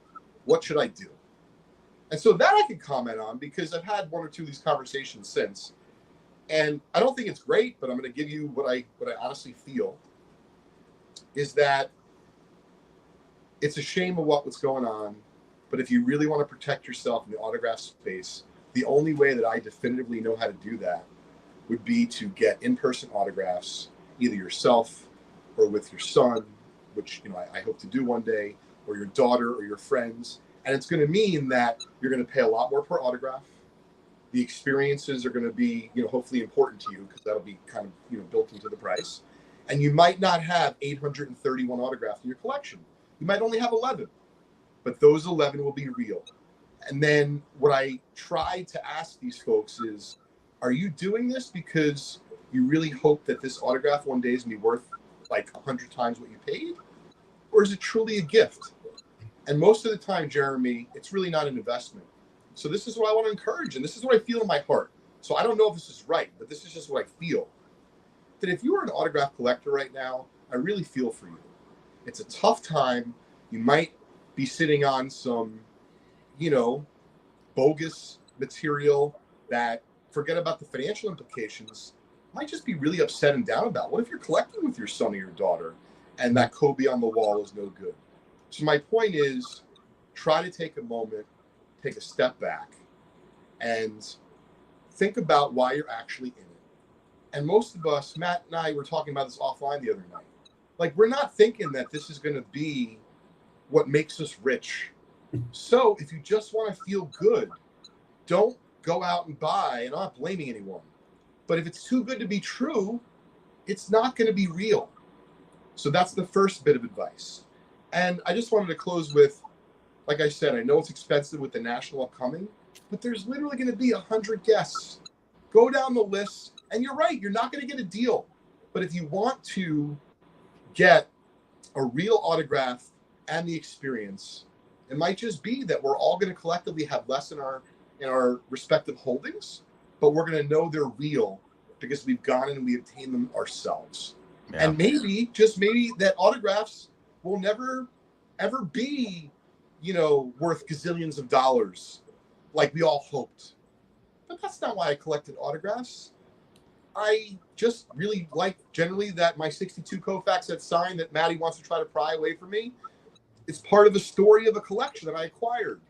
But I understand why people are hurt and they're upset and they're angry.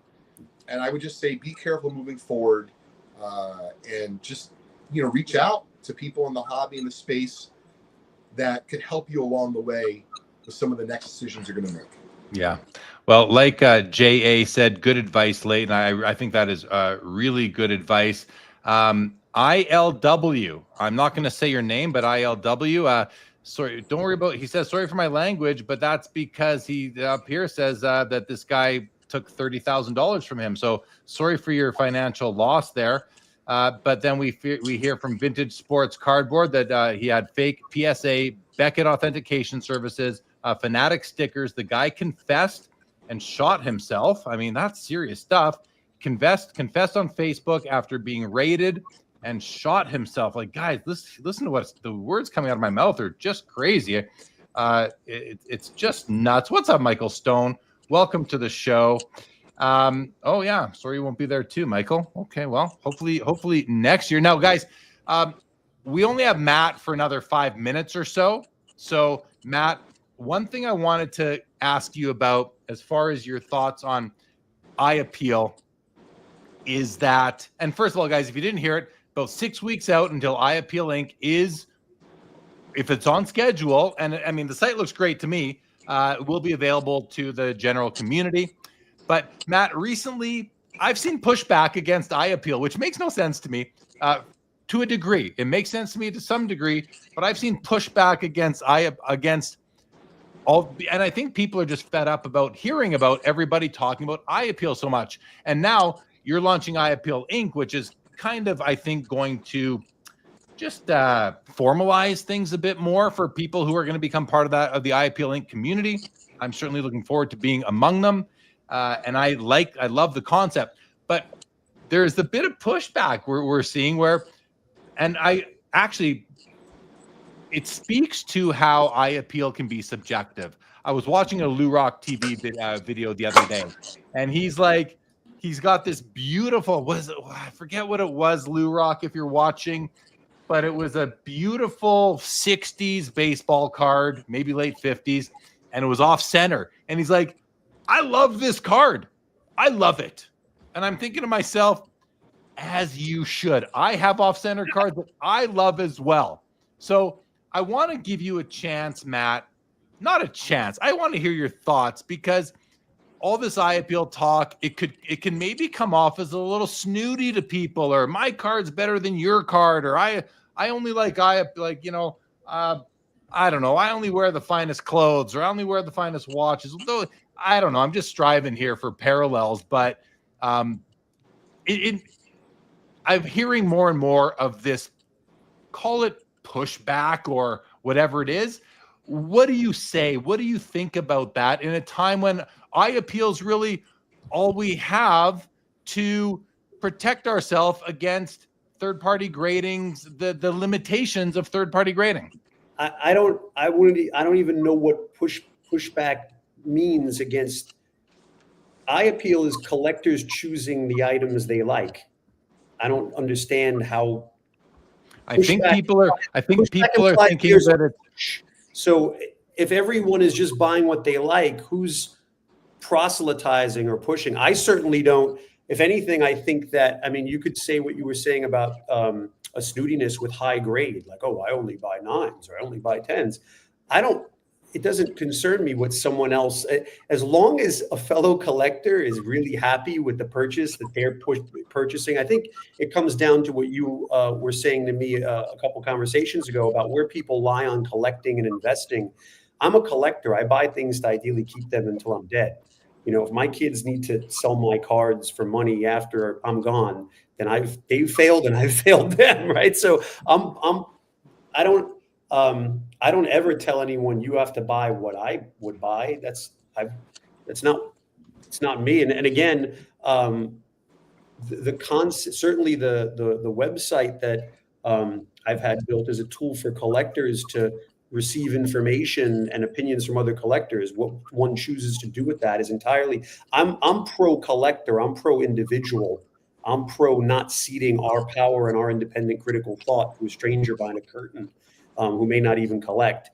So I don't even know, to be dead honest, I don't see how, if you ask me to push back against the notion of each individual collector purchasing what they find pretty, I don't even know how I do that. I don't know how anyone could do that. What I think is there might be a cottage shadow industry around the hobby of collectors where the mill of people who need to talk into a camera as their day jobs, that mill needs grist. And when you're out of topics, maybe you pick a new topic.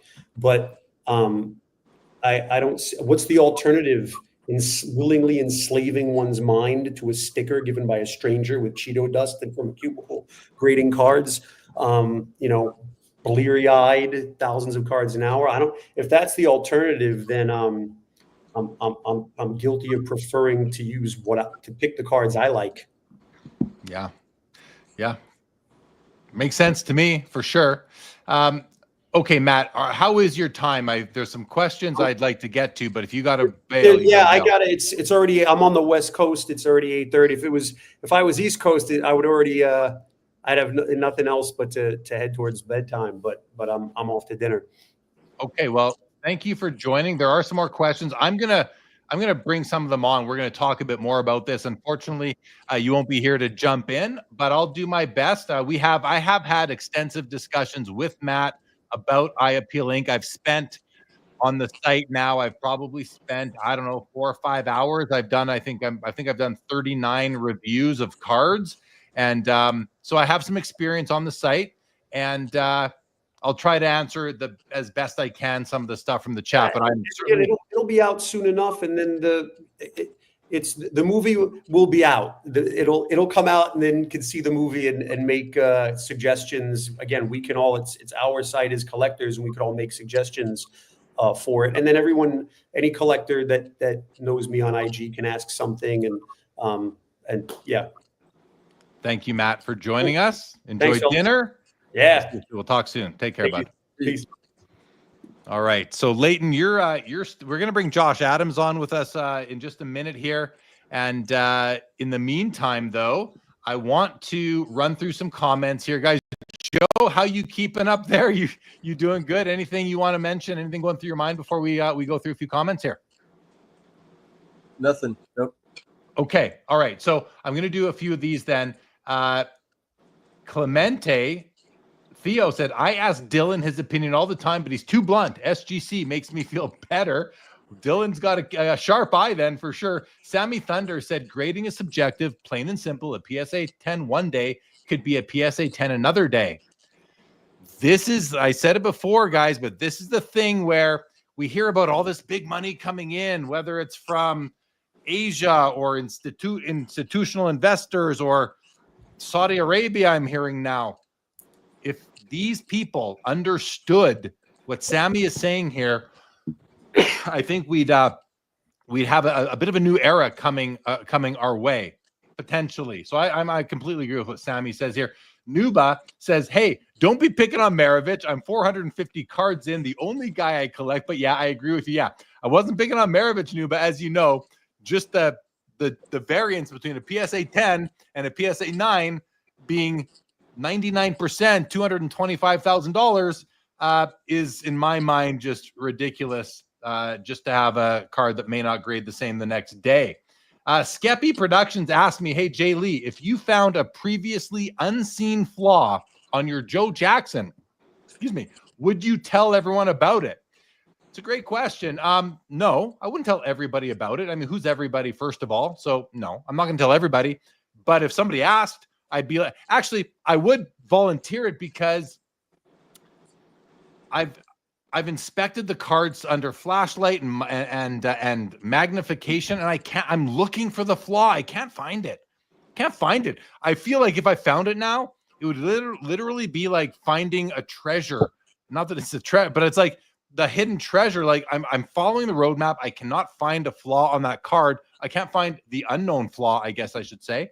And I'd be like, hey, hey, Joe, I finally figured out what's up with this card, but I can't find it. So let's see. Clemente, this is a great comment from Theo as well. Why not have top tier reviewers on iAppeal Inc.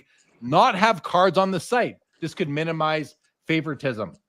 It would also take people out of the community, I think, because you want to be able to see what people think about your own cards. So I've got 2 of my cards on there right now. I have left them reviews. Take it with a grain of salt. Simple as that. You don't like my review, ignore it. Just ignore it. Nothing is obligating you to trust what I think about my own cards. But it also is very clear that and even in the write-up, I said my card. Like, first words were, this is my card. I didn't save it to the end. I didn't bury it in the middle, right out of the gate, because I want people to know. But the other thing is that Matt's not going to put up with that, is my understanding. Well, egregious misassessments, I guess you could say. But listen, he's not here to speak for himself. E105, if a card is egregiously underpriced, do you inform the seller? Good question there. Good question. There might be an extreme case where you will, actually, right? Ali says, phew, I feel validating liking my PSA 9s. Dude, I love my PSA 1s and 1.5s and 2s. Love them. Absolutely. Dan says, it's a simulcast show. There's 100 people watching via 4 collectors. Yeah, I'm showing 237 people watching across all platforms right now. So welcome and thank you to everybody who's with us. Appreciate you, especially the 4 collectors crowd. Cards of Dogtown. Yeah, good point, Theo. I'm going to overgrade something I love. Well, I also thought to myself, I love this card. That's why I bought it, because I love it.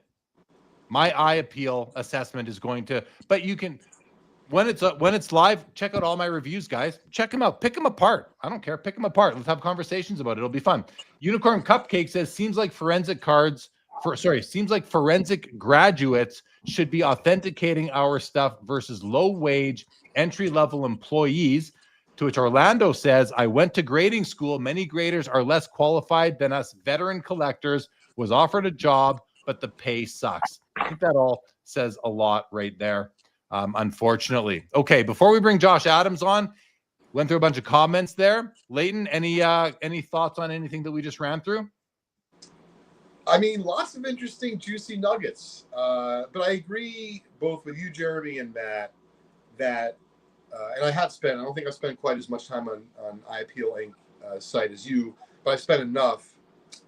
First of all, he's very open to suggestions. Second of all, there's no monetary anything going on. You don't pay to be part of the site. You can't even buy and sell the cards.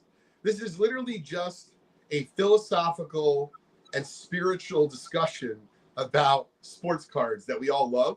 It might morph into something. But as you said, Jeremy, I plan to review a couple of my cards, but I'd like to engage in healthy discussions about yours, and other people's cards. And I think if done right, it's like anything else in life. You're going to get out of it what you put into it. So if you put in crappy reviews and you don't take it seriously, your experience on the site is not going to be good. Exactly. Joe, how about you? Anything going through that analytical mind of yours? Well, in the wake of the breaking news, which we don't have all the information of, the autograph debacle, I guess as a collector of mostly, sports cards and not, on card IP autoed sports cards even, although I have a few of those. I take some solace in kind of that collecting lane. And I think Chris Sewell, our friend Chris Sewell at Baseball Card Collector, Dealer Investor, did a nice drop just yesterday, I think, on his thoughts, and kind of made the point, like, it always struck him as odd that there was such a strong that the hobby took the authentication services, the various authentication services, as to the degree they did, as gospel. And he compared that point to how, with much more certainty, we can determine if a 52 mantle is indeed a 52 mantle. Now, there might be some funny stuff going on from time to time, but I guess that's a roundabout way of I think, acknowledging that in this particular moment, while I love the eye appeal, and some of my cards have more or less eye appeal, and I tend to know which ones they do, I'm just feeling good that as a card collector in this moment where so many people, as Leighton was saying, are probably wrestling with massive amounts of disillusionment and even financial loss, I'm taking solace in knowing that for the most part, my cardboard assets and collection is sort of intact and has the fidelity that I, in my mind, associate with it. Yeah. Appreciate that. Okay. Good thoughts, Joe. I want to do comments because there's some things I want to address there, but we're going to bring Josh Adams on. Josh, you get to go, buddy? There he is. What's up? How are you? Good, Leighton. Good to see you, man. Joe, Yeah, what's Joe. up? Hi, Joe. I missed you last week. I was spot starter, so. What's up, Josh? What's Good up? to see you, man. It was good to have Josh co-hosting with me last week as Joe was off gallivanting, as I like to say. Okay, well, welcome, Josh. Good to see you. Guys, I'm going to go to some comments here. You guys follow along because there's some fun stuff here. But Dan's Vintage was saying that Tony, that's Tony from Southern Collector, has better hair than Mike Petty does. Strand appeal. Dan is the chief of appeal awards, I guess you could say. Here's a comment from Hobby Champ. Says, I used to completely disagree. So he's actually disagreeing with Foul Ball, who says grading is a scam. Hobby Champs goes on to say, I used to completely disagree that grading is a scam, but the more I think about it, the more I believe that it literally could be because there's no accountability or transparency. Okay, Michael Stone jumps in and says, grading is not a scam. If you think about why it started, definitely subjective. And what he's talking about was the advent of the internet and people buying cards sight unseen across the world and the third-party opinion on cards so you could buy something confidently, again, sight unseen. That's really what was the catalyst for third-party grading. Hobby Champs then goes on to say, like, as in, are they actually grading our cards? Where are they giving our cards a quick glance and choose, or are they giving our cards a quick glance and choosing an arbitrary number? Which I kind of wonder sometimes about certain cards at times. And then Michael Stone responds and says, well, for cards less than $500, you might be right, Hobby Champs, because the fee is lower and they are doing 1.3 million cards per month. If I'm properly quoting gem rate data. Michael Stone says we already did that. Mike Petty, greasy hair appeal. These are references to the prior show on Hobby. Guys, this is Hobbypalooza 2025 special episode of Sports Cards Live here tonight in support of Signatures for Soldiers. If you'd like to make a donation to Signatures for Soldiers, the information has been going down below you on the ticker all night long so far on all the episodes and on this one. Also Hobbypalooza 2025 is sponsored and supported by the Penny Sleever. Check out the Penny Sleever for some supplies, everybody. I got a sampler last year at the National, and I will say the clarity of their sleeves is second to none. They're better than what I see from the leaders, the Ultra Pros and the BCWs. These things are clear. So shout out to the Penny Sleever for supporting Hobbypalooza, and of course in support of Signatures for Soldiers and hosted by the Four Collectors YouTube channel, where we've got several people watching over there right now as well. And Iconic Al pays me a great compliment, says Jay Lee has great scalp appeal.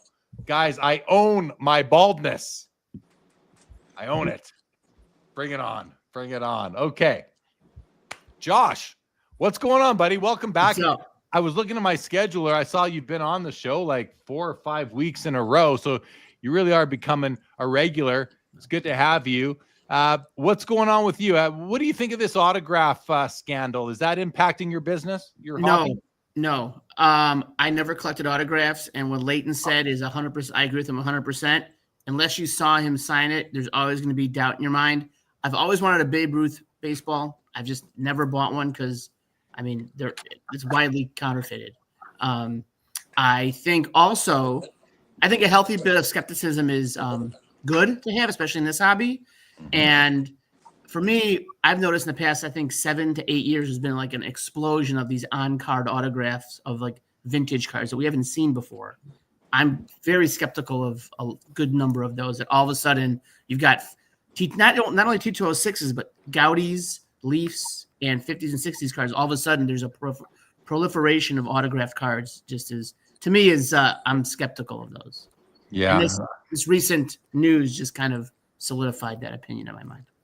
Yeah. Yeah, I appreciate your added thoughts to the discussion. The thing that you said there that I really want to spotlight right now is the skepticism. And I want to take it to another level, because in my formal training in my previous career as a CPA and a finance executive, when I was I remember going through my CPA training, as a fresh business school grad. One of the things that they taught us going in, because everyone has to get their 2,000 hours of audit in on corporations and that.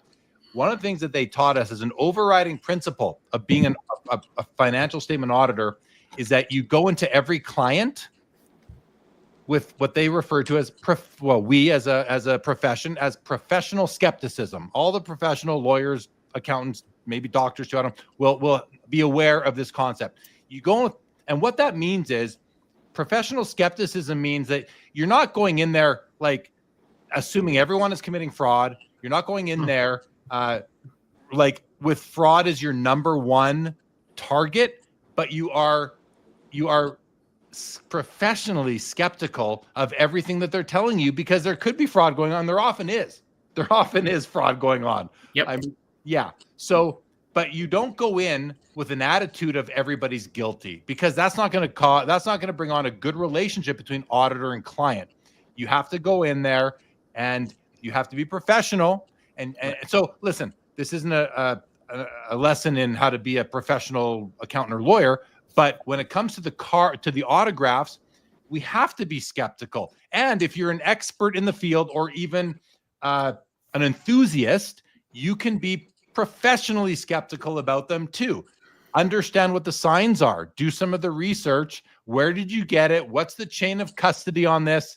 And I'm always going to come back to, like you both have said, both guys on the bottom here have said, if you haven't seen it, if you didn't see it signed yourself, you never know for sure, unless there is a caveat to that, which to me is you're dealing with a vendor who got it autographed themselves, witnessed it, and you trust them. And even then, you're probably 98%. Right. Agreed. I wanted to jump in with something that Josh said, and I certainly don't want to scare folks, but I want to make sure that I elaborated just a bit on what you said, Josh, because you bring up a great point. I've had those thoughts. I don't discuss them openly, but I love vintage cards, and I do collect vintage autographs a little bit, even on cards. And so what I wanted to bring up that you should be careful with is you should, meaning the collector, should understand, for example, that a 1954 Topps Jackie Robinson in a low grade is just hundreds of dollars. Maybe it's $500. And if you are someone who is trying to do something that is committing fraud against the law, so on and so forth, just do the math. You can risk how many Jackie Robinsons before you would actually be upside down? Meaning, what's a Jackie Robinson signed 1954 Topps card worth? I don't know off the top of my head, but it might be $20 or $30 or $40,000 depending on the condition. So similar to what you were just saying, Josh, I myself have felt, I know prices are bringing out some of these vintage autograph cards that have been in collections. But Josh, I buy a lot of collections, and I do see some vintage autograph cards, but the amount that I see versus what I see in the marketplace, I'm going to use Jeremy's line. I have professional skepticism, and there's a reason why I don't own a Jackie signed, base Topps or Bowman card in my collection yet, because whether it be the price and or the story and provenance hasn't lined up for me. I'm also very well aware of what these ungraded or lower grade Jackie Robinson cards sell for. And I don't want to scare folks anymore, but the person who just got caught is not the only person that's taking autographs. So just be careful out there, buyer beware. And as I alluded to earlier, if you're just really uncomfortable, just either stay away completely or just stick with the in-person meetings and walk away with a photograph of them and or an autograph. And that will just have to suffice for our collections, maybe moving forward for a bit. Yeah, I think that's great advice. So well said. Like we're lucky to have all you guys here to share your wisdom and experience and just good advice. So thanks, Leighton, for that. We're gonna bring Chris McGill on with us. We're gonna go 5 ways here, guys. Chris, you good? And before I bring Chris on, I do want to. No one's mentioned this, so I don't know. Maybe it's not. I have a new mic. I bought a new mic. This is my new mic. It's the first time I've ever used it. Has anybody noticed? Crispy. No, Crispy, not at all. baby. No, seriously, you haven't noticed? Not I at all. noticed it's a little bit crispier. Okay. I'm But glad that's you because have. J5 has trained me. We bought all this new equipment. I can tell the difference just slightly. but maybe I'm just making you feel better too. Well, see, I don't know what to believe, but it's okay. Let's bring Chris on. Here he is. Chris, welcome. And Chris, we now have the same mic. I said, "What's your mic? It sounds great." He told me. I went and bought it. Can you tell different? Can you notice it, Chris? Well, I started off being professionally skeptical. Is he really crisper, or is he just? Is it just the broadcast tonight? You are crisper. I think you are maximally crispy. All right, I'll take Max Crisp. I will take it for sure. Well, good to see you, bud. Welcome. We are now going 5 ways here on this special Hobbypalooza 2025 episode of Sports Cards Live, hosted by the Four Collectors YouTube channel in support of Signatures for Soldiers and supported by the Penny Sleever. I want to get those in, guys. I want to support this thing. I also want to take a moment to thank and to shout out the Four Collectors group, because I can tell you that I've been in communication with John 3D Cards for like weeks preparing for this. Like this wasn't Leighton's, you're doing an episode, you know how it goes. These guys have really take this event seriously. They're very proud of it. They're doing a great job. So if you're watching on the Four Collectors YouTube channel right now, you know what I'm talking about. If you're watching on the Sports Cards Live YouTube channel, you might not be aware.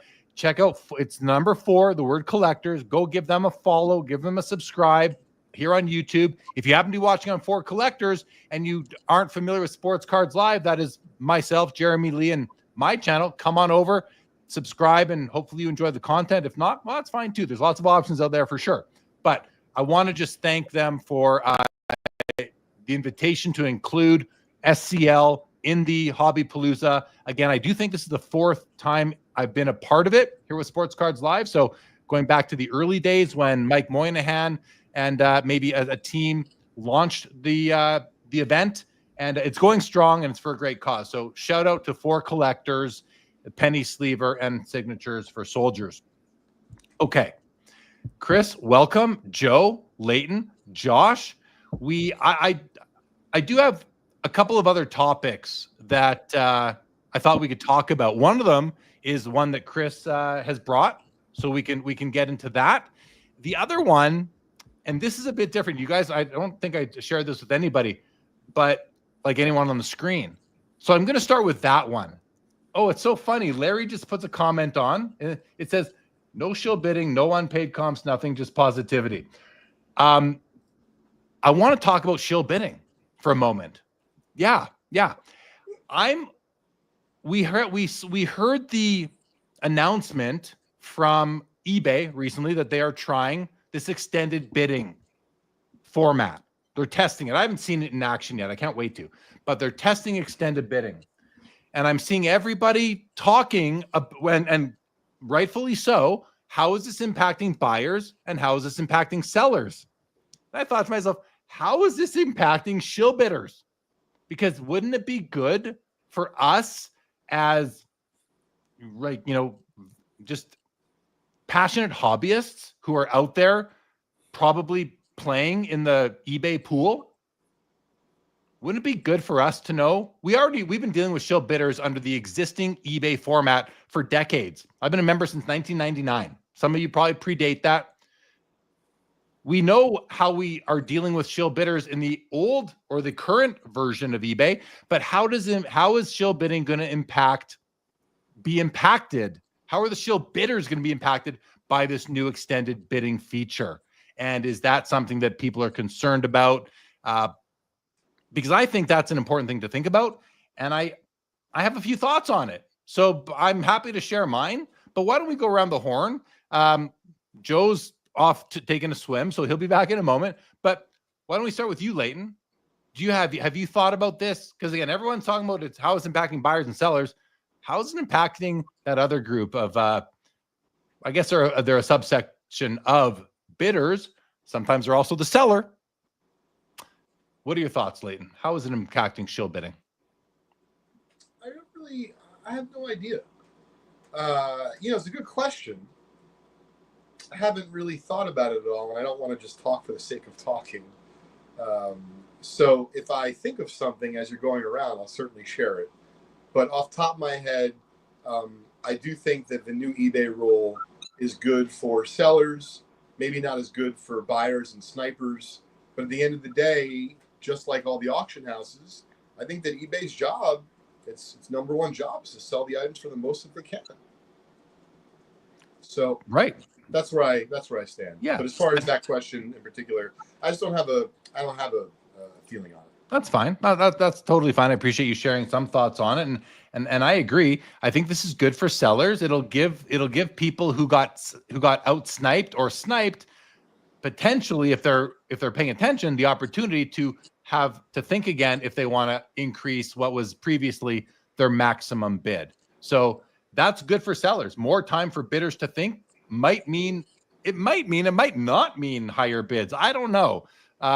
It could go either way. I can see Chris's brain in overdrive there. I'd love you, Chris, to think about what I just said there as I continue here for a moment. The thing that really, when I thought about this, the biggest thing that I thought as far as shill bidding goes, for those who do that, is that it's going to increase the risk of you getting stuck with the card and maybe having to pay for it too. Because if you're going to participate in the 2-minute extended bidding, you're now entering a bid war with a legitimate bidder.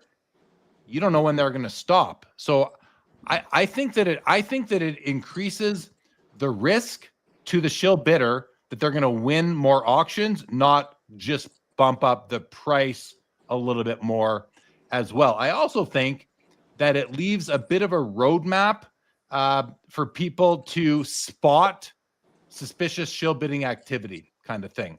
I think we're gonna see a whole new wave of bid history analysis, and I don't know what patterns are going to emerge and what they're going to tell us, but I think that we're going to start to see that. So that'll be interesting from just a hobby, and a sports card buying perspective. I think we'll see some of that. And if the shill bidder is also the owner of the card, I think that's where there's more risk again. I think they will maybe win a few more auctions than they otherwise would have. I think I could be wrong on that. Again, I haven't thought this through completely, but that's kind of where I'm at. And then I wonder if the platform itself will have additional insights to detect shill bidders, because I think that eBay implements this to increase prices across the board. I wonder if a secondary motivation is to clamp down on shill bidding. So those are my thoughts, and you can tell they're not very well thought out, but I feel like Chris might be able to, maybe Chris, sorry to put the pressure on you, but I feel like you might be able to articulate and maybe have thought this through even more than I have. So let's get your thoughts. No, I'm very glad Leighton said what he said, because he said it better than I could have. I haven't thought much about this, and I don't know that I have too much to add to it. But listening to what you just said, Jeremy, making some excellent points, did give me two thoughts. One thought was that I'm going to break shilling into two different types: shill bidding and shill winning. And so there's the shill bidding aspect, which takes place maybe earlier in the life of the auction.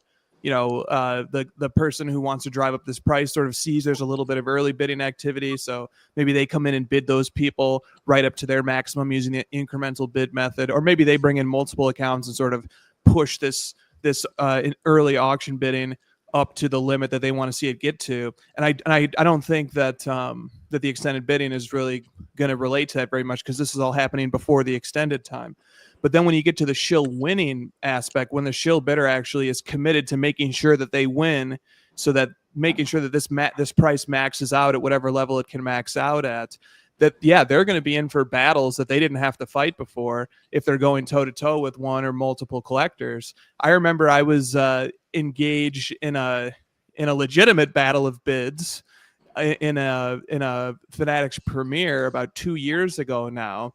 And I was actually bidding against somebody else. I think it was actually two other people. And the auction that I was bidding on was the last one to end in that particular premiere.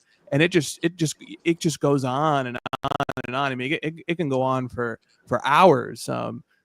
Especially back in the day, like bidding on gold in 5, 6, 7, 8 years ago. The guys have war stories because that's like, it resets every 30 minutes. So guys have stories of like bidding on gold until 4 or 5 in the morning, just one incremental bid back against the other guy, back and forth.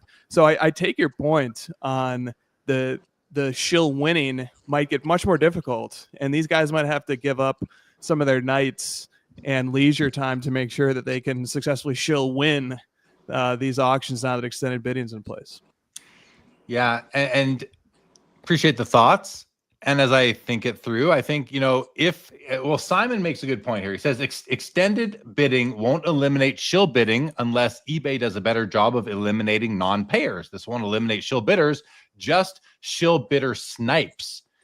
So what if, and this might make sense, what if you were bidding in extended bidding on eBay, you had to pay, you had to pay at the end of the auction. There was no non-paying.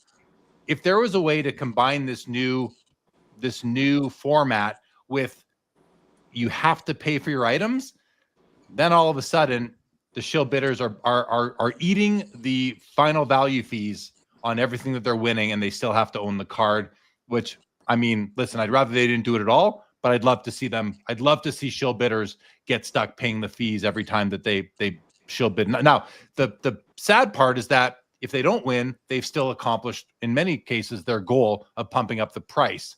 So it doesn't help the winner in that case, but I just wish I would just like to see some way of that happening. And Simon's right. They're just you gotta eliminate non-paying somehow, because that's a big issue.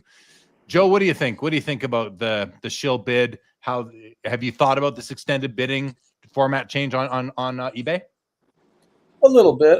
I've shied away from eBay auctions unless it's just minor stuff, big stuff. I tend not to get drawn into that just because it's sometimes felt a little like you could be sinking yourself, unless it's something you really want. But all those points that everyone's bringing up make sense to me. I think if eBay could find a way to, now in the buy it now experience, they have ways to immediately process payment. So it seems like we would be getting closer to a time when auction bids could amount to the same process, where they essentially, you had the winning bid and now your credit card is getting processed. I think that would be the biggest win. And then, whether they were doing extended bidding or not, I mean, it is their goal to maximize their seller's profit and their own profit ipso facto. So yeah, I think it's a ever evolving landscape there, and eBay now clearly is trying to compete a little bit more directly. It used to be just laughable to think that anybody could mess with eBay, but I think more and more, of what I would say, higher shelf sports card collectors are moving their way into the REAs and the Fanatics and the Goldens, and so eBay has some responsibility to innovate and consider how to stay. They're always going to be relevant, but in the higher end market, do some innovations that might give people a little more confidence. I would say. I mean, I'm looking forward to bidding in one of these extended bidding, especially on a card like that I really, really want. I get out sniped all the time. I snipe. I put in my bid with 2 seconds left, and I don't have an option to go again. You know, if it's the card I'm scared I'm going to lose, or I want to really like, it's not a want, it's a need, which is very rare, but you know they are. Then I will bid with 5 seconds left, so I have the option of hitting those other buttons, those preloaded like tip amounts in restaurants now. You know, those preloaded bids, and I've once did that and paid way more than I wanted because I was hitting my screen before the number even came up. You know, next thing I know, I go from bidding $1,800 to $4,600 on something. Like, oh my God, what did I do? And I won the item. Thankfully, it worked out. It worked out in the long run, but that can happen. That can happen. Josh, what about you? I mean, what are your thoughts? And I mean, you have an auction company yourself, being 90s Auctions. What do you think about this as far as eBay goes?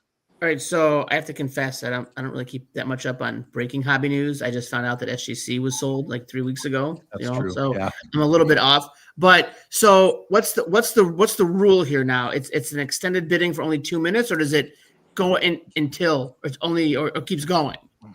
Oh, I think that's good then. I think it cuts down on shillers, or it enables them more if they need to stay up later. Like Chris said, they're gonna have to, I was staying up till 4 or 5 in the morning, or I'd set an alarm at 3 o'clock in the morning for an auction, and it was still going. That's ridiculous. But yeah. Robert Scott here, and I don't know the answer to this, but he says, I think to qualify to bid in extended bidding, one must have placed a bid during regular bidding. That's the rule on many, non-eBay auction houses, but on eBay, I can't imagine they're doing that, Robert. But maybe they are. That's an old school rule. That's getting phased out. Yeah, I mean, Fanatics Collect eliminated that about just over a year ago. Now, all access extended bidding. As a seller, I mean, yes, don't disallow people from bidding. I think that's Leighton, you spend a lot of time bidding on all the auction houses. I think it's a stupid rule. Why would the REAs and the Heritages, Memory Lanes, and all these guys, why would they do that?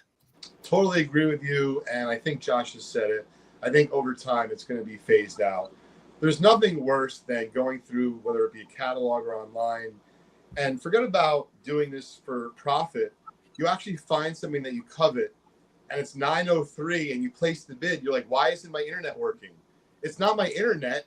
It's like, no, the bid was in at 9. I'm like, but the auction doesn't end for minimum 3 hours.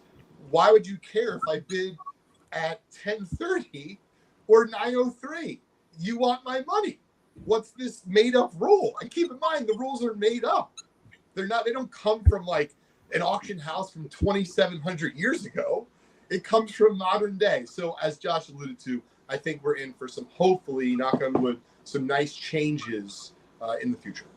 Yeah, certainly hope so. Tavis Paquette says exactly. You offer to pay for something, you should have to pay for it. 100%. Could not agree more. All right, Leighton, how's your time? Is it about time? So I was just saying, so I got to run, but I wanted to comment on 2 quick things if I could before I do. Yeah. So the first is, once again, shout out to 4 Collectors. Really love what you guys are doing with Hobbypalooza. I'm flattered that they asked me to participate. So tomorrow night at 7 o'clock, I'm hopping on. And I took a little bit of a different approach. There's no right or wrong, but I just wanted to give a sneak peek because, of course, like many of us that are on here tonight, both on the panel and watching, we all respect and support our military. So what I did was I tried to get my brother-in-law, who serves our country proudly. Unfortunately, him and my sister are moving from upstate New York to Louisiana literally this weekend for another military move. And so they're not going to be around. However, I'm interviewing a really good buddy of mine from college who's a current Navy SEAL and a collector. And I'm interviewing someone who's an avid collector who tells great stories, and he's retired military. So I took a little bit of an approach to try to basically kind of combine the military with collecting. And so I'm doing that tomorrow night. If anyone's interested, we'd love to see you. And the last thing is, this is more fun. So I have a very unique piece of memorabilia that has nothing to do with sports. I'll get right to it. So my son and I, believe it or not, I took him to the Coldplay concert the other night. Yes, I was at the infamous Coldplay concert on Wednesday night. You can imagine my 10-year-old asking me, not so much that night, but the next morning, YouTube, Daily News, New York Post. And so he says to me, Daddy, are the glasses that we have from the concert worth anything? And I really like that he brought it up because even though they're likely not, if anyone is interested in my son's 3D glasses as a unique piece of Coldplay memorabilia from now infamous show from Wednesday night, drop me a line. And with that, that's all she wrote today. But I had a great time, Jeremy. It was good seeing you, Chris. I wish we could have hung more. It was good seeing you, Joe and Josh. And that's pretty much it, Jeremy. I'll see you next week, probably. Yeah, hopefully. So. Can't wait. We'll see you. We'll see you at the National. We are doing Sports Cards Live next Saturday. Hopefully you're able to join Leighton. And tomorrow night on the For Collectors YouTube channel, Leighton will be hosting, as he just mentioned, his time slot on Hobbypalooza 2025. Check it out. Thank you, Leighton. Take it easy, everybody. Good night. Good night. Good night. Okay. Henry S. wants, so Joe, are you all right? I see you you were getting yourself into a nice position to get through the next little bit here. How you doing, bud? Holding up? Yeah. Good. Hobby Champs said eBay should automatically charge 10% of every auction that someone wins. That way, if they don't pay, the seller still pockets 10% and keeps their item to sell again. I look at that comment and I think, like, there might be something there. You know, there's obviously going to be repercussions and all sorts of friction on that, but I think I don't mind the sounds of that as of right now. David Kaplan, what's up, David? Says, in my experience, winning shill bids win because other bidders don't want to go as high as the shills. Well, yeah, 9 times out of 10, when I make a second chance offer on a shill bid auction, it is not accepted. So he sells cards on eBay and he figures a item's been shilled and he makes that second chance offer. It's not accepted. Second chance offers are really interesting. I recently had somebody ask me why Slab Sharks doesn't do second chance offers on cards that are sold but are not paid for. And I thought to myself, well, the only reason I think is just like time, resources, people to go out and send those all. I don't know how it works. I don't sell on eBay myself, but second chance offer, like if you were willing to buy it, but yeah, I think people turn down second chance offers because they often think they were shill bid up that high in the first place. So they just don't want to, lock in that successful shill bid for the shiller. So my thoughts. Anyone have any thoughts on that before we change topics? No? Okay. Well, Chris, you had a topic has to do with why cards change in value, why values change about cards. I have that link you sent me up, a Wax Pack Hero podcast, I think, but why don't you set the stage for the topic? Can I introduce one mini topic and then we get to that topic? And it's going to be a callback to earlier in the show. So just so everyone understands what's going on here tonight, we're going to start with a mini topic. Then we're going to go into and then we're going to go into a jumbo topic. And it's like an epilogue mini topic. Okay, it's an epilogue topic because it's on something that was discussed earlier. And I just wanted to throw this at you guys because I can't help it. It's the thing that I was thinking about immediately. So I want to wish Matty C the very best of luck with the launch of the project that he's doing. And it sounds like it's off to a really good start. And I as I was listening to the dialogue surrounding the concept of low grade, high eye appeal emerge, I thought of something called the Hegelian dialectic. Okay, just stay with me. Okay. Oh, have you thought of this as well? Okay. Of course I have. I think about all the dialectics. Okay. Just stay with me here. I ran this by ChatGPT. I said, ChatGPT, right now Jeremy is live on YouTube. He's talking about eye appeal, and he's talking about that there's been some pushback against it, and how would the Hegelian dialectic deal with this? And here's what GPT said. The Hegelian dialectic is a 3-part idea. You have your thesis, then you have the antithesis, the antithesis, and then you have the synthesis, okay? And so the thesis here, the core idea is that collectors prize cards that have great visual appeal, even if the technical grade is modest, and the emotional impact can outweigh, the emotional vibrancy of a beautiful card can outweigh its technical grade. So that's the thesis. That's the idea of eye appeal. The antithesis or the antithesis is that there's going to be a backlash at some point from grading purists who will say numerical grades are still objective and eye appeal can miss things. And so they'll say that overemphasis on eye appeal, that might distort the market, that might create confusion. And so then the contradiction between the thesis And the antithesis is that if everybody chases eye appeal, then eye appeal becomes the new baseline, which I think that is happening. If it hasn't happened already, is that eye appeal has really started to make markets. And then what's going to happen is that grades that have a higher technical number start to lose their advantage in the market, which definitely has happened. I think we can empirically show that that's happened. So here's the final phase in the Hegelian dialectic, the synthesis of these ideas. So the resolution that GPT says might happen here under this model of thinking is that there will be an integration of both dimensions. So there will be a system that will come into play that respects technical grade and aesthetic and eye appeal.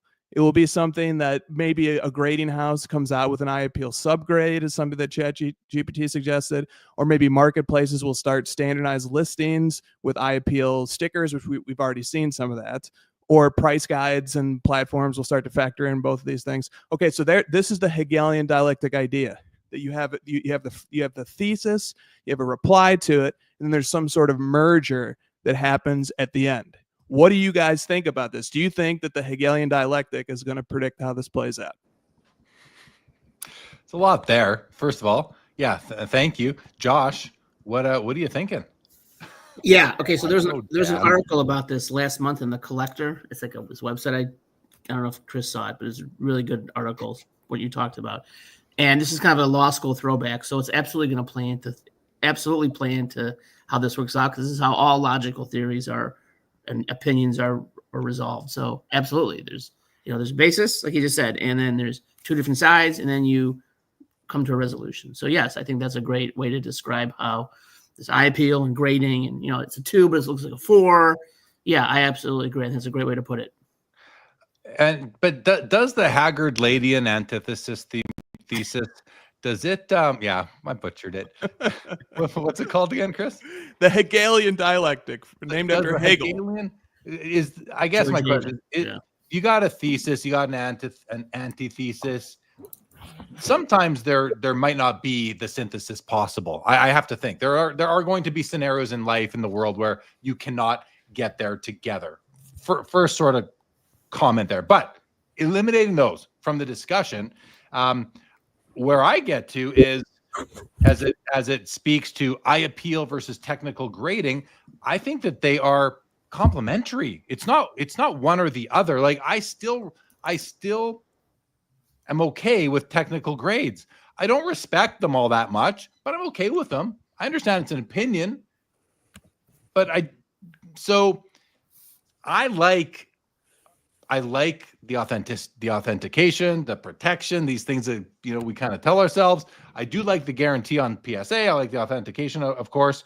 But I think that when you pair up an eye appeal analysis, and I know it's subjective for the most part, like majority wise, with the technical grade, you really give yourself the ability to find the card you most love for hopefully the best price, because I've seen 4s I like a lot more than 6s or even 7s and sometimes even 8s.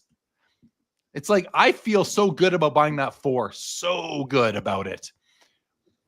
I see nice cards now. You see all the big auction all the heritages and the REAs and the memory lanes and all these, the Goldens. All I see are PSA 8s, 9s, and 10s in vintage.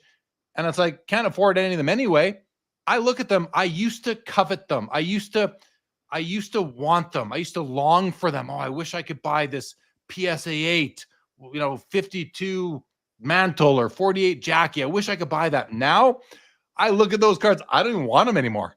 Like my whole mindset has changed over the past 5 or so years, where I don't want those. I feel so much more hobby enhancement, so much more hobby joy from finding that high quality undergraded card, high quality to my eye.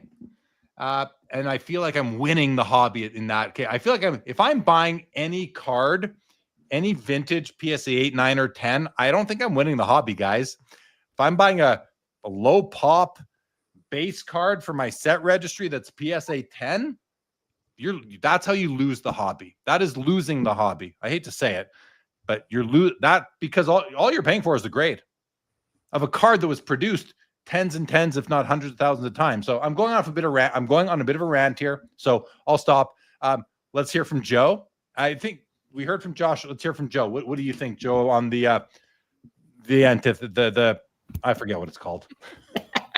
Yeah. To me, I kind of think about the eye appeal thing as more specific to vintage, right? I mean, we don't get too into ultra modern, the 9, the 10, although we understand that there can be mistakes made there. They're not maybe as juicy to dissect, the eye appeal. It's like, oh, did it the 60-40 centering, the 55-45, the tiny little, the border's black on the back and it's sensitive. And so for me, like most of the vintage card collectors I know have been in it for a while. So they're usually pretty savvy at forming their own synthesis, right? Of, the thesis and the antithesis. And so in some ways it's not new. I think some of this discussion has emerged because of the inaccuracies or idiosyncrasies or challenges that the contemporary grading space has had with the huge deluge of cards and getting enough qualified graders and just the inevitable mistakes that get made. And then that's kind of poured gasoline on the whole eye appeal in vintage, which is not to say that there's not opportunity there, but I don't know. For me, I feel like for the last 20 years, I've been sensitive to the fact that there are cards that are technically graded a 2 that present like a 6 or a 7, and there's cards that are, technically a 6, but I wouldn't really feel that excited to buy at a 6 price or even one in my collection. So I don't know. I'm more curious about our continuation of talking about eye appeal to the point where, in some instances, I think a lot of us kind of know this, right? I don't know if this is not brand new of a conversation. No, it's not. And you just said it when you said that, a lot of the people have been doing this for a long time. And that's what Matty C's whole initiative kind of is that you're going to give your 1975 George Brett to a third-party grading company, and the person grading it, didn't start collecting cards, or maybe doesn't even collect cards, but didn't even know about cards until the grading companies had to hire so many more graders and train them. Whereas the seasoned experienced collectors have been inspecting these things for decades. So Matt's whole premise is, would you rather put your cards, grade associated value in the hands of, some untrained, non-collecting stranger who is grading however many hundreds of cards a day and spending as little time as possible because they have to get through their quotas? Or would you rather have all of the seasoned collectors give you their opinions and aggregate them somehow, making sure that there's no bad acting going on, So I don't know. To me, what Matt is doing makes a lot of sense. He's just structuring what he was already doing for people. And he was doing this. You can go on his Instagram. I think it was what he was doing on his Instagram is what caused him to have the idea. He said it himself. He was going through all the archives and bringing in all these images of all these cards and sharing them with people, saying, here, you want to know how many actually centered 52 Topps Mickey Mantles there are? Like actually across all the known copies that have hit the public airwaves. And he would bring them on and show them in scans. So he's just providing a mechanism now for that versus him having to do all the heavy lifting himself. So yeah, but Chris, back to you laid out the thought. Where do you land on grading versus eye appeal, subjectivity on eye appeal versus objectivity? I do not think it's 100% subjective, and I know that's maybe going to not be what some people think, but that's okay. I think there are some universal, just like the attractiveness of the human face. Science has proven that there are certain features about. If you want to know what a really beautiful face is, guys, look right here in this corner, top left of your screen. I kid, of course. This is a bald dude with a big nose. Let's face it. But there are scientifically or have been scientifically proven indications of what is beautiful in the human face. I think we can have some of those basic guidelines when it comes to cards as well. But not everyone's going to agree. So that said, back to you, Chris, your thoughts. I'm really high on collector fuel. I especially as I get more and more experience under my belt in the hobby, as the years roll by, I've just come to realize that one of the things that makes this hobby so special and so distinct from almost any other domain that I can think of is the rush of excitement that energizes collecting pursuits. And a lot of us have different excitements that fuel us. When I hear, and that flash of inspiration that we get as collectors, there aren't really many other domains of life that give you that, especially where you're in control of it. You know, you're not like sort of vicariously experiencing it by rooting for a team or something. You are in the game as a collector, getting energized by the discovery of a card that suits your collection, or making a deal that really positions your collection in a way that upgrades it in a way that really makes you happy. Or, without getting too far into the idea of collector fuel, suffice it to say that when I hear talk about collector fuel, I understand that that's the magic of this whole thing. And that if we didn't have that, we might not have anything else either. I think it's a necessary condition to collecting, that collectors have things that energize them, fuel them, make them really passionate. And I think if we were to dissect sort of the science of what is it that energizes collectors or gives them that fuel, one of those factors, not to use a buzzword, is the gamification of things. Is turning the collecting pursuit into a challenge, into something that you have to strive to overcome. And so when I hear you, Jeremy, talking about how finding, identifying, refining your own evaluative skills to identify cards that are diamonds in the rough, to find a specific copy of a specific card that has the particular qualities that speak to you, independent of any technical grade that was assigned to it, independent of the opinion that any other person could give to it, but that something about it in particular speaks to you, and that you have this sort of the rush and the thrill of discovery. That's the lifeblood. That's one of the lifebloods of collecting. So when I hear collectors using that sort of language, I translate that in my mind into, this guy is talking about collector fuel. He's talking about something that's foundational and indispensable to collecting.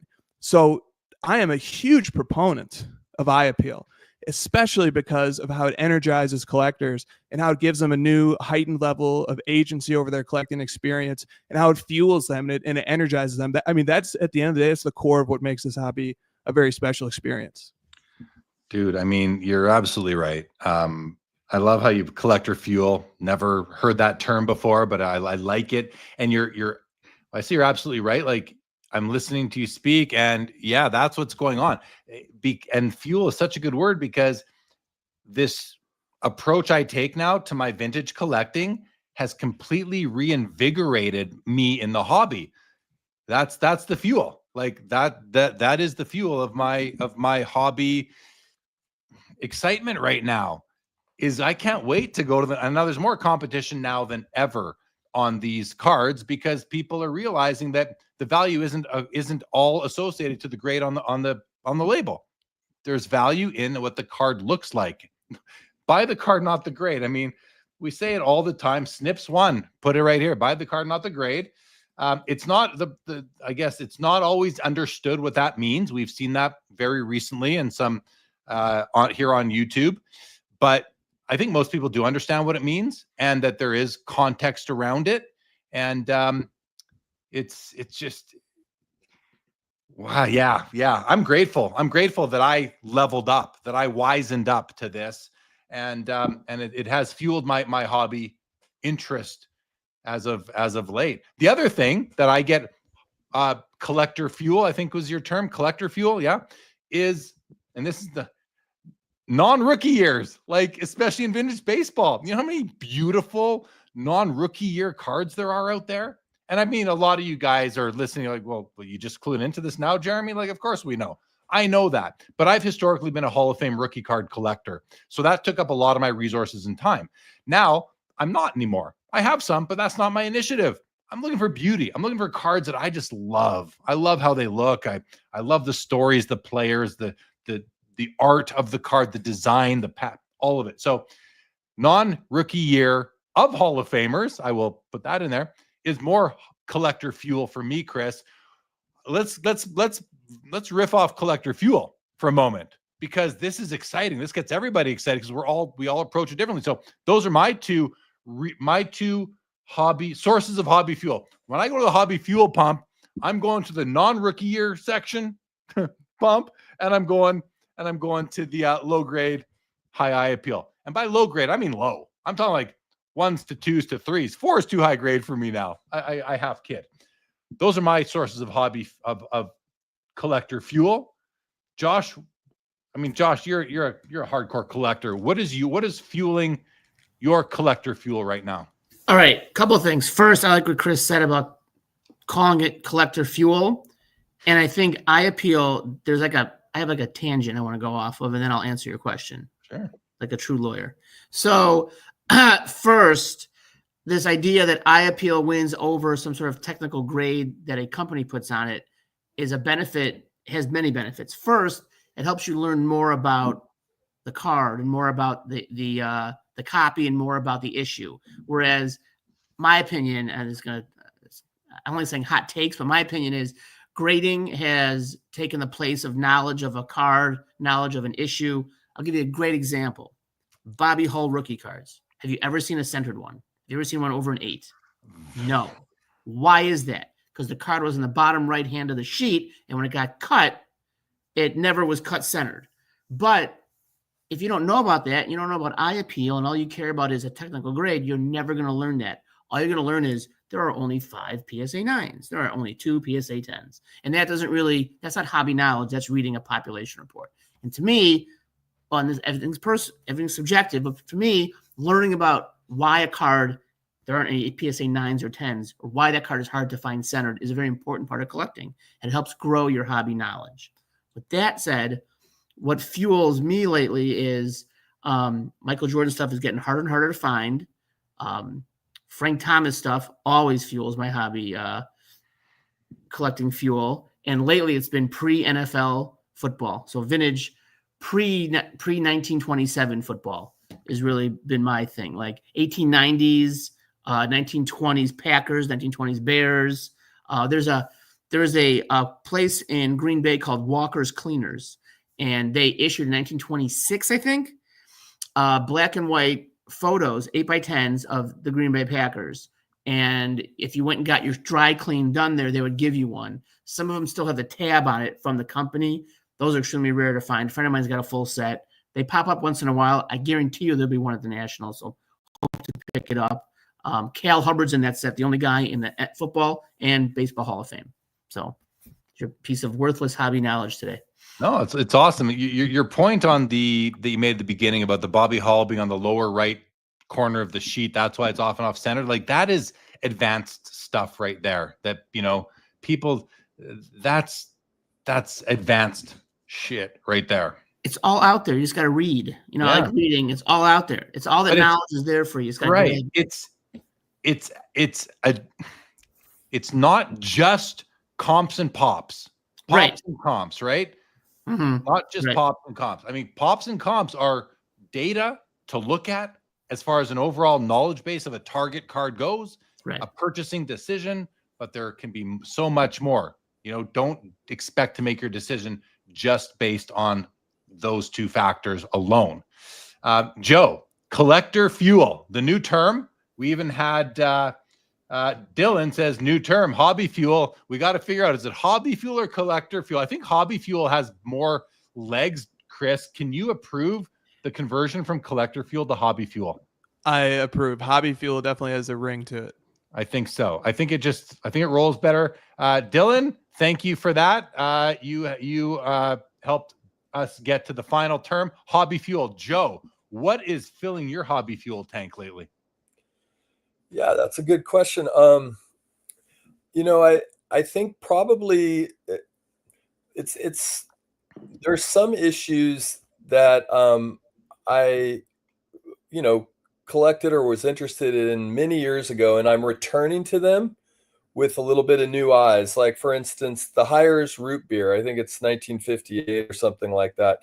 It's like an issue. I had a couple of those. And then just recently I saw them again. I said, those are really super cool cards. And so there's some return to old stuff.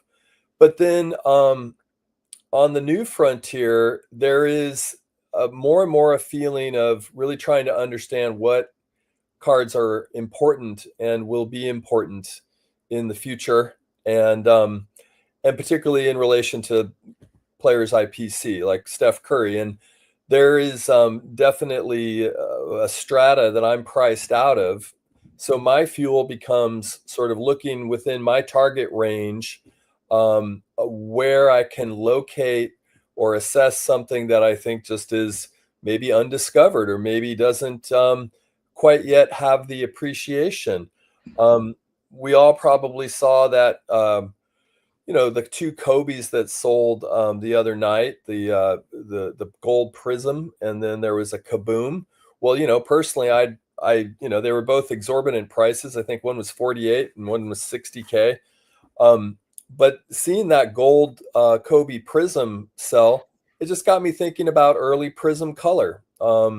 So that knowing that prism is sort of moving to the end of the line, a development like that harkens me to be thinking about, what are some of the Curry issues, and maybe not even the 2012 because there's so much limitation there, but the 13 and the 14 and the 15, and there's some real die cuts. I've started to open up a little more to die cuts. I used to not like die cuts. So I think it's just kind of discovering nooks and crannies that maybe feel like they're emerging and are yet to be fully discovered, and then occasionally returning to things that I loved a long time ago and kind of appreciating them with new eyes.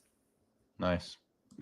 I think the important thing is that that's not what important, not important, but I think that the key is that you have fuel. You're in the hobby. Some of your hobby fuel might be creating content, might be going on. Maybe part of Josh's hobby fuel is coming on Sports Cards Live. And I was just going to say that. Yes. Took words right out of your mouth. Maybe I've heard you say that before. I don't know. Maybe I have. But part of my hobby fuel, you've got hobby fuel. It comes to what you're collecting, and then just the community aspect of it, right? The hobby is more than just the cards. It really is. It's more than just the cards. This is a community. Look at all the people taking part in Hobbypalooza this year. They had to expand it to 3 days from 2. The community is growing. We're seeing that all the time, which is great. Chris, are you satisfied with the hobby fuel discussion? Love the hobby fuel discussion, and I'm gonna abstract it a level out here. I get hobby fuel from hearing you guys talk about your hobby fuel. Does that make sense? 100%. I get hobby fuel from being at the National and just being in a room full of the energy of the transacting, and just guys walking around with a backpack and they're like, dude, you got to see the card I just picked up. And like, God, that just energizes me too. Hopefully the conversation doesn't linger on. Then sometimes the hobby fuel tank starts to deplete a little bit, but a nice show and tell from a pickup will fire me up quite a bit. It's contagious. In other words, hobby fuel can be really contagious. 100, yeah, totally agree. Let's do a few quick comments here. Joe, did you have something to jump in with? Well, just to amplify what Chris said, I think it's understanding.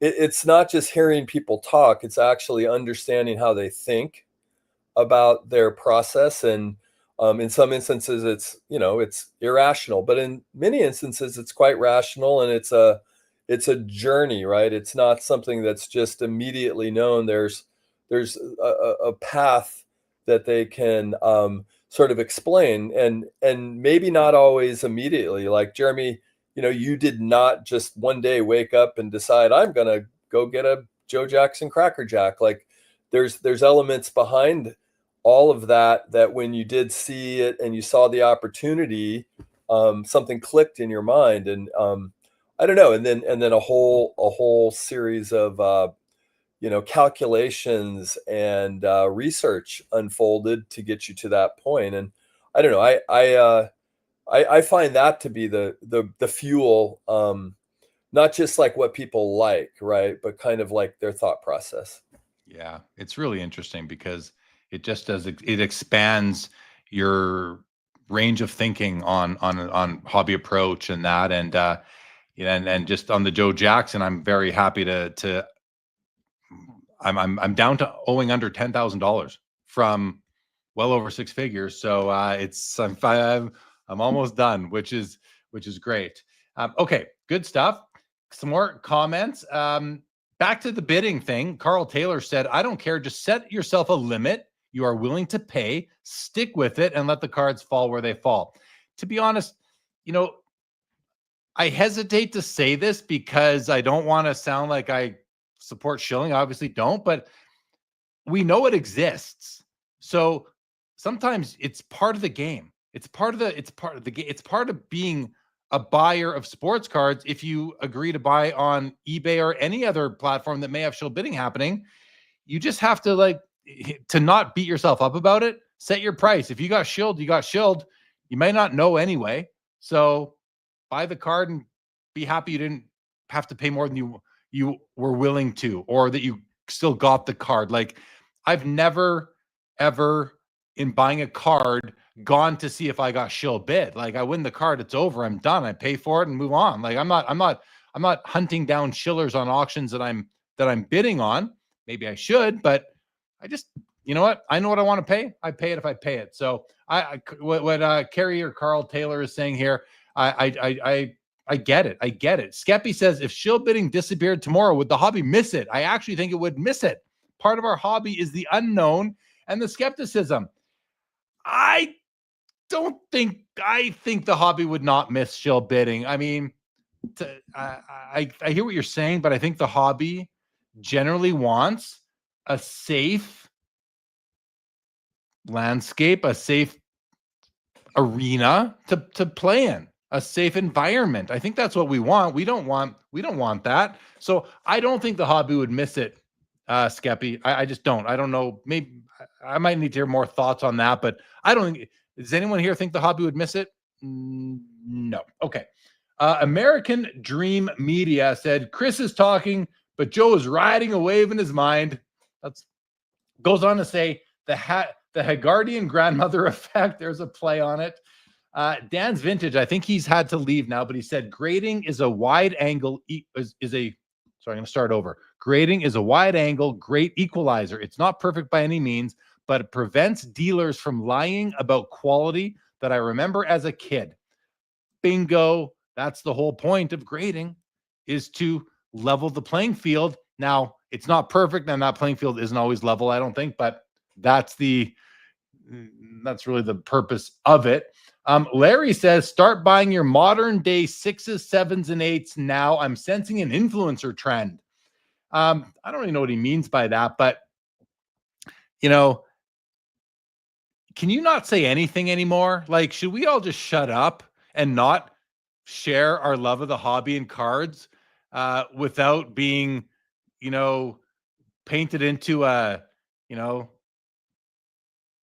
influencer issue? Like I don't know. It seems like Larry, we talked about professional skepticism. I don't know Larry, but I'm sensing the lack of professionalism and a heightened amount of skepticism, which is fine. I mean, who knows where Larry comes from? He may need to be skeptical to survive in this world about everything. But I'm just thinking, like, anybody who shares their thoughts publicly, whether it's on YouTube or Instagram or Twitter or Facebook, anywhere, is sort of an influencer. Because if people are reading you, if people are reading or listening to you, even if you're talking at a card show in a group of people and there's other people listening, you might influence them.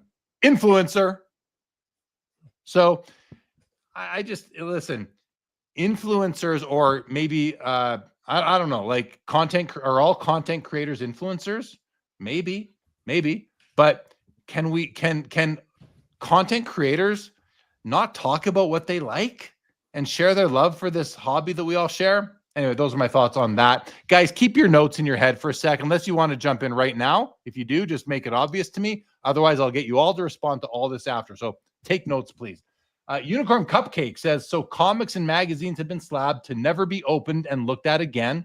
Why have high dollar vintage books not followed suit? That would be a interesting conversation with the book collector. Yeah, it would be. Grading comics to me is interesting.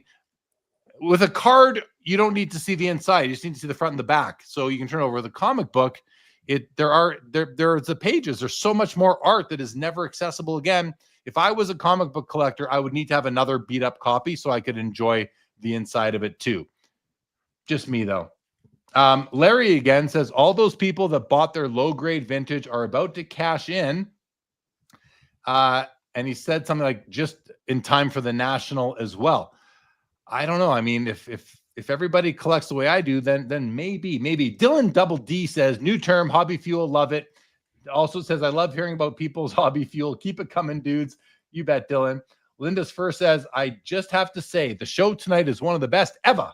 Love the regulars.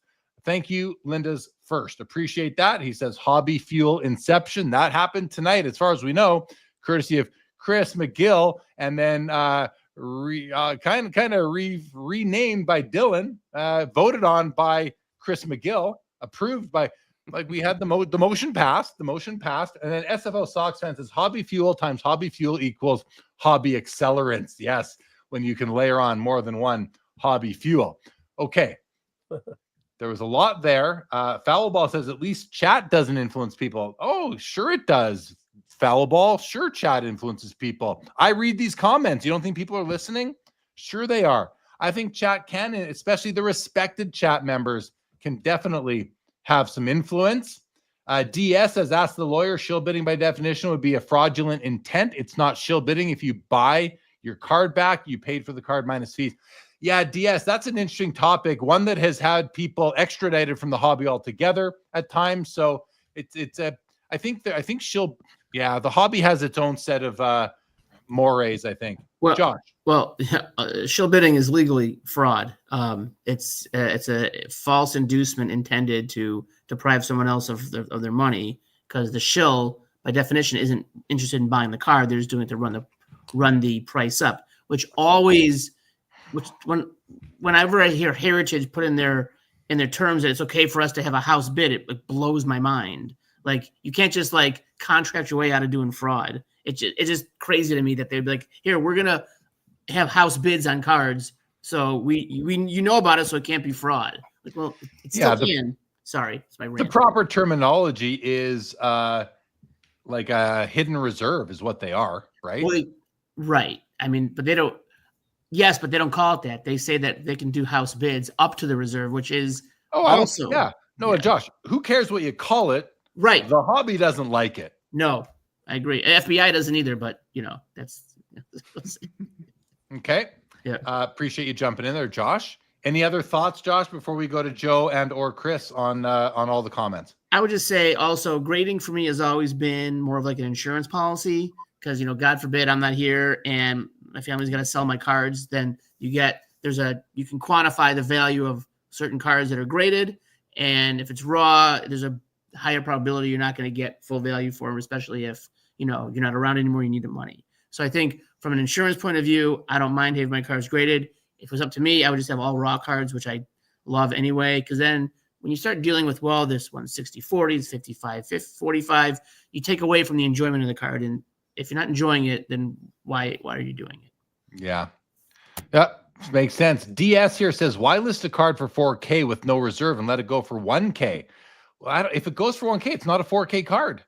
Like, who says it's a 4K card if it's only going for 1K? So there's that sort of way to look at it. And Sacramento asks, is the purpose of the extended bidding on eBay to stop shill bidding? I don't think so. I think the primary purpose is to increase prices for sellers and fees for them. So that would make sense. Okay. Joe, you got anything, or you want to start with Chris? Start with Chris. Chris. Thank you, Joe. All right. I took an interest in the joke that was made about I see a trend on the horizon of PSA 6s, 7s, and 8s for modern cards. Okay. And I want to dissect that statement, because I once had a professor who taught philosophy, but his particular area of interest was the philosophy of humor. And so if we can agree that that was a joke and that, this was something comedic, then I actually think it's revealing something really interesting, because the mechanism of comedy is sort of compelling the audience to oscillate between 2 points of view. and sort of jolting them out of their main paradigm of thinking and into a different lens just for a second. And then when they put them into that other lens, they see something unexpected that surprises them, and it induces a laugh. And so I think what this comment is pointing out is that the paradigm of technical grade, meaning that the best card has the numerical grade of a 10 or a 9 or an 8, that sort of something has jolted this person out of that point of view, and that was the groundwork for making the joke. And what the joke is actually revealing is that there's something meaningful here that's challenging the orthodoxy. Otherwise, that joke doesn't work. So the joke is revealing that people are oscillating between different points of view that they're not used to having before, and that the orthodoxy is being challenged. And that joke was sort of defending the orthodoxy, but the fact still remains that there's this new competing point of view that's leading to the production of humor.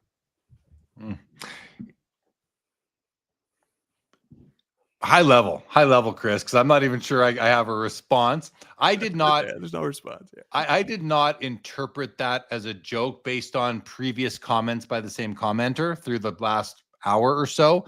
I think it was more of a swipe at content creators having influence on the hobby. I think that's what it was, which brought me to my comment of, can we not say anything without being accused of trying to move the market, like we being content creators, you know?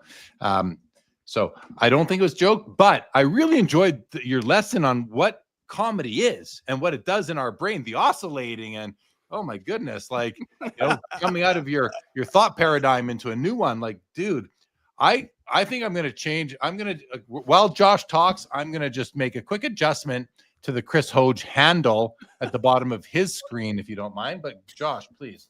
So what Chris just said about that, there's a quote from King Lear that says, jesters oft prove prophets. So usually, even though you're joking, it's still, yeah, there's like truth behind the joke. That's why it's funny. So anyway, thought I'd throw my English major to good use this evening. So, oh, but hold on. Larry says it was a joke. Larry says it was a joke. Okay, so I misinterpreted, Larry. Thank you for clarifying, Chris. Excellent insight into Larry's comments. Excellent. He clarified it was a joke. Yeah, maybe make Chris GPT. What about that? Chris GPT. Now we're talking. Let's just let's just change that to he's no longer known as Chris Hoge, everybody. He is now known as Chris GPT. There we go. Exactly. Okay. Let's read Skeppy's comment. Joe, I'll come to you in a moment after these two comments. Skeppy says, elaboration. We just spent the last hour talking about shill bidding and scandal in the hobby.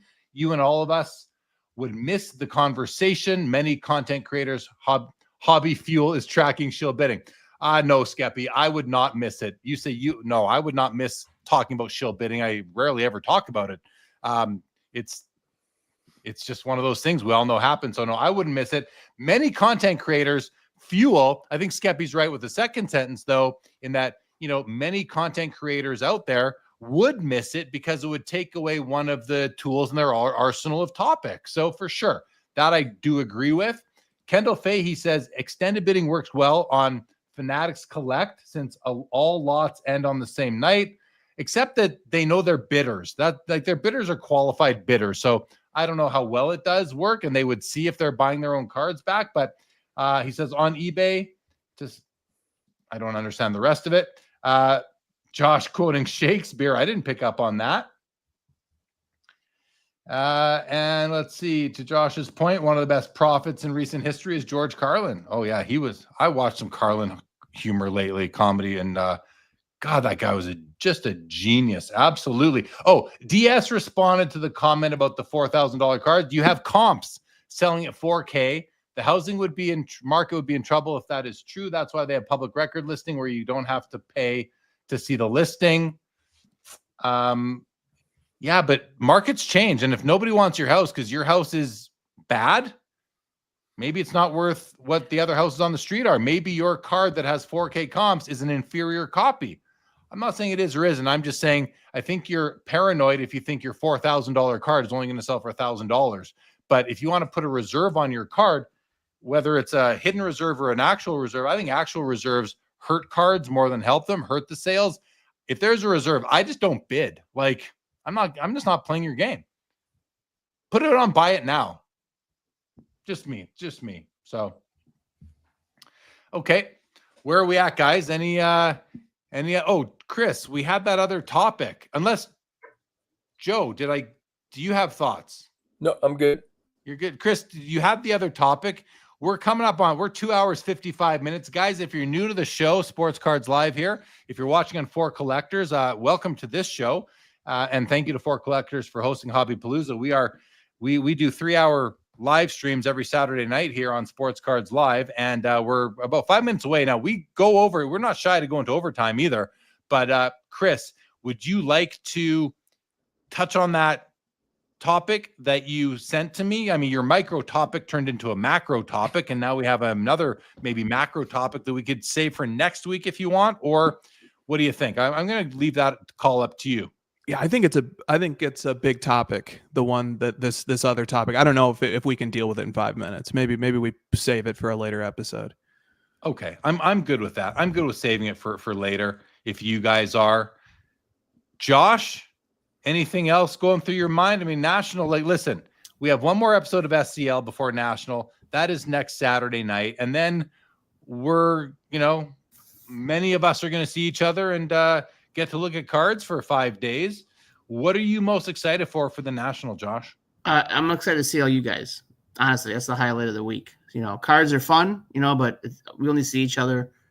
I see you at the Canadian show, and I can see Chris at this show, but Joe, hopefully. But the people make the hobby for me. I'm really excited to see everyone and hang out and look at cards together and have a good time. It's a nice, although it's work.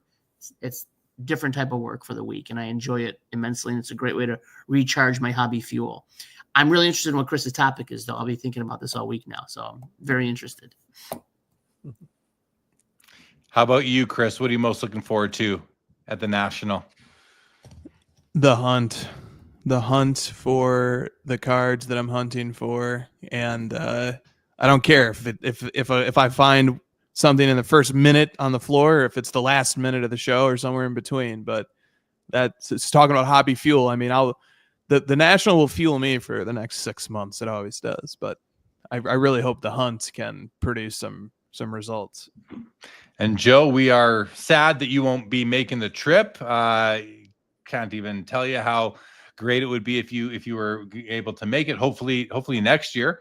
But the week that we're not, because when we're at the National, there will be no Sports Cards Live that Saturday.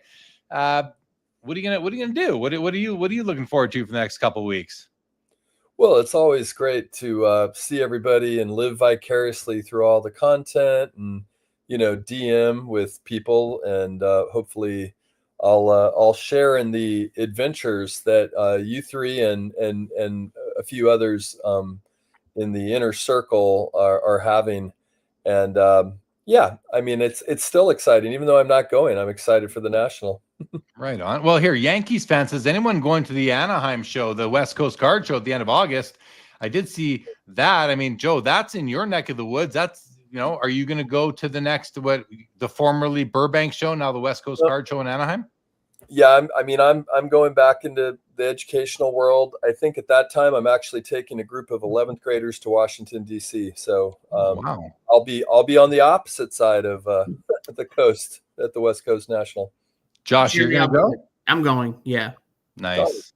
I had some time freed up, so I'm going to go do it. So it'll be fun. Good. Yeah, I'd like to. How about you, Chris? Am I taking a group of 11th graders to DC? Yeah, no, that's what I was asking. Yeah. I did go to DC when I was in 8th grade, and it was memorable. Was Joe there? Was Joe your chaperone? He might have been there. I don't know. Chris GPT. That's by the way, that's how this is going to go from now on. Here is Chris GPT. I hope you're okay with that. I might need to rebrand everything. Yeah, right. All right, guys. Oh, Foul Ball's going. I met Foul Ball in person at the first Burbank show. No doubt. He hasn't missed one yet. I think I've seen him at I've been to 2 or 3, and I think I've seen Foul Ball at all of those ones for sure. So, well, all right, guys. Listen, I think we can wrap this up. This was fun. I want to first of all thank Joe for coming here, being my my ride or die, my right-hand man here. Always appreciate having Joe riding shotgun with me. I want to thank Matty C Collection for coming on and talking a bit more about I Appeal Inc., which he mentioned he will be releasing to the public in about 6 weeks or so. I want to thank Leighton Sheldon from Just Collect for joining us again, bringing some stories. And of course, Josh and Chris. We've kind of got the reliever and the closer. Josh comes in relief, Chris comes in and closes, that kind of thing. I want to thank you both. And of course, again, thank you to For Collectors for hosting and organizing. And this was a big project for these guys. I know that. Hobbypalooza 2025 in support of Signatures for Soldiers, guys. How to donate to the cause is on the ticker. It's been there all night. Check that out if you would like to make a contribution. There are some prizes that are given away. And Hobbypalooza continues tomorrow on the For Collectors YouTube channel. I think it starts early. Starts probably like 10 o'clock Eastern, maybe even earlier. So check it out there. Also, thank you to the Penny Sleever for supporting Hobbypalooza. And again, Signatures for Soldiers for a great cause. No Yankees fan. I am not going to the show in Anaheim. I'd love to. You never know, last minute things could. No, I'm not. I'm actually away on vacation with my family that week. So no, I will not be at the Burbank show coming up in August. Thank you, Linda's First. Thank you, Chris C. Midlife. Greg, good to see you as always. CFO, SFO Sox fan, thank you so much. David G, thank you. Hey, there's David Spinrad, the rated rabbi. Good to see you, David. Thank you for that. Sacramento Hobby Kings. Hobbypalooza introduced me to my first SCL. Oh, wow. Isn't that interesting? Well, thank you, Sacramento Kings Cards, for joining us. If you are not a regular Sports Cards Live viewer, please find the channel. If you're watching on For Collectors, throw a sub at us, and hope to see you in the chat and on future episodes. If you are a Sports Cards Live viewer and you are not yet subscribed to For Collectors, go do that as soon as you can, please. Appreciate that. Guys, we're stiff. We're stiff in the chat. Phil Necro, thank you so much for joining us tonight. Everyone else in the chat as well. Yeah, I mean, what a great show. This was fun. Had a great time with everybody. So thank you all for joining us. If you want to hit that thumbs up like button on the way out, we'd appreciate it. Foulball says, best show so far this weekend. Heavy praise, high praise with some great content creators joining Hobbypalooza. But thank you so much, Foulball. I appreciate it. Guys, are we ready to wrap this up? Yeah? All right. Thank you, everybody, once again for joining us. This episode of Sports Cards Live, Hobbypalooza 2025 special on July the 19th, 2025 is now over.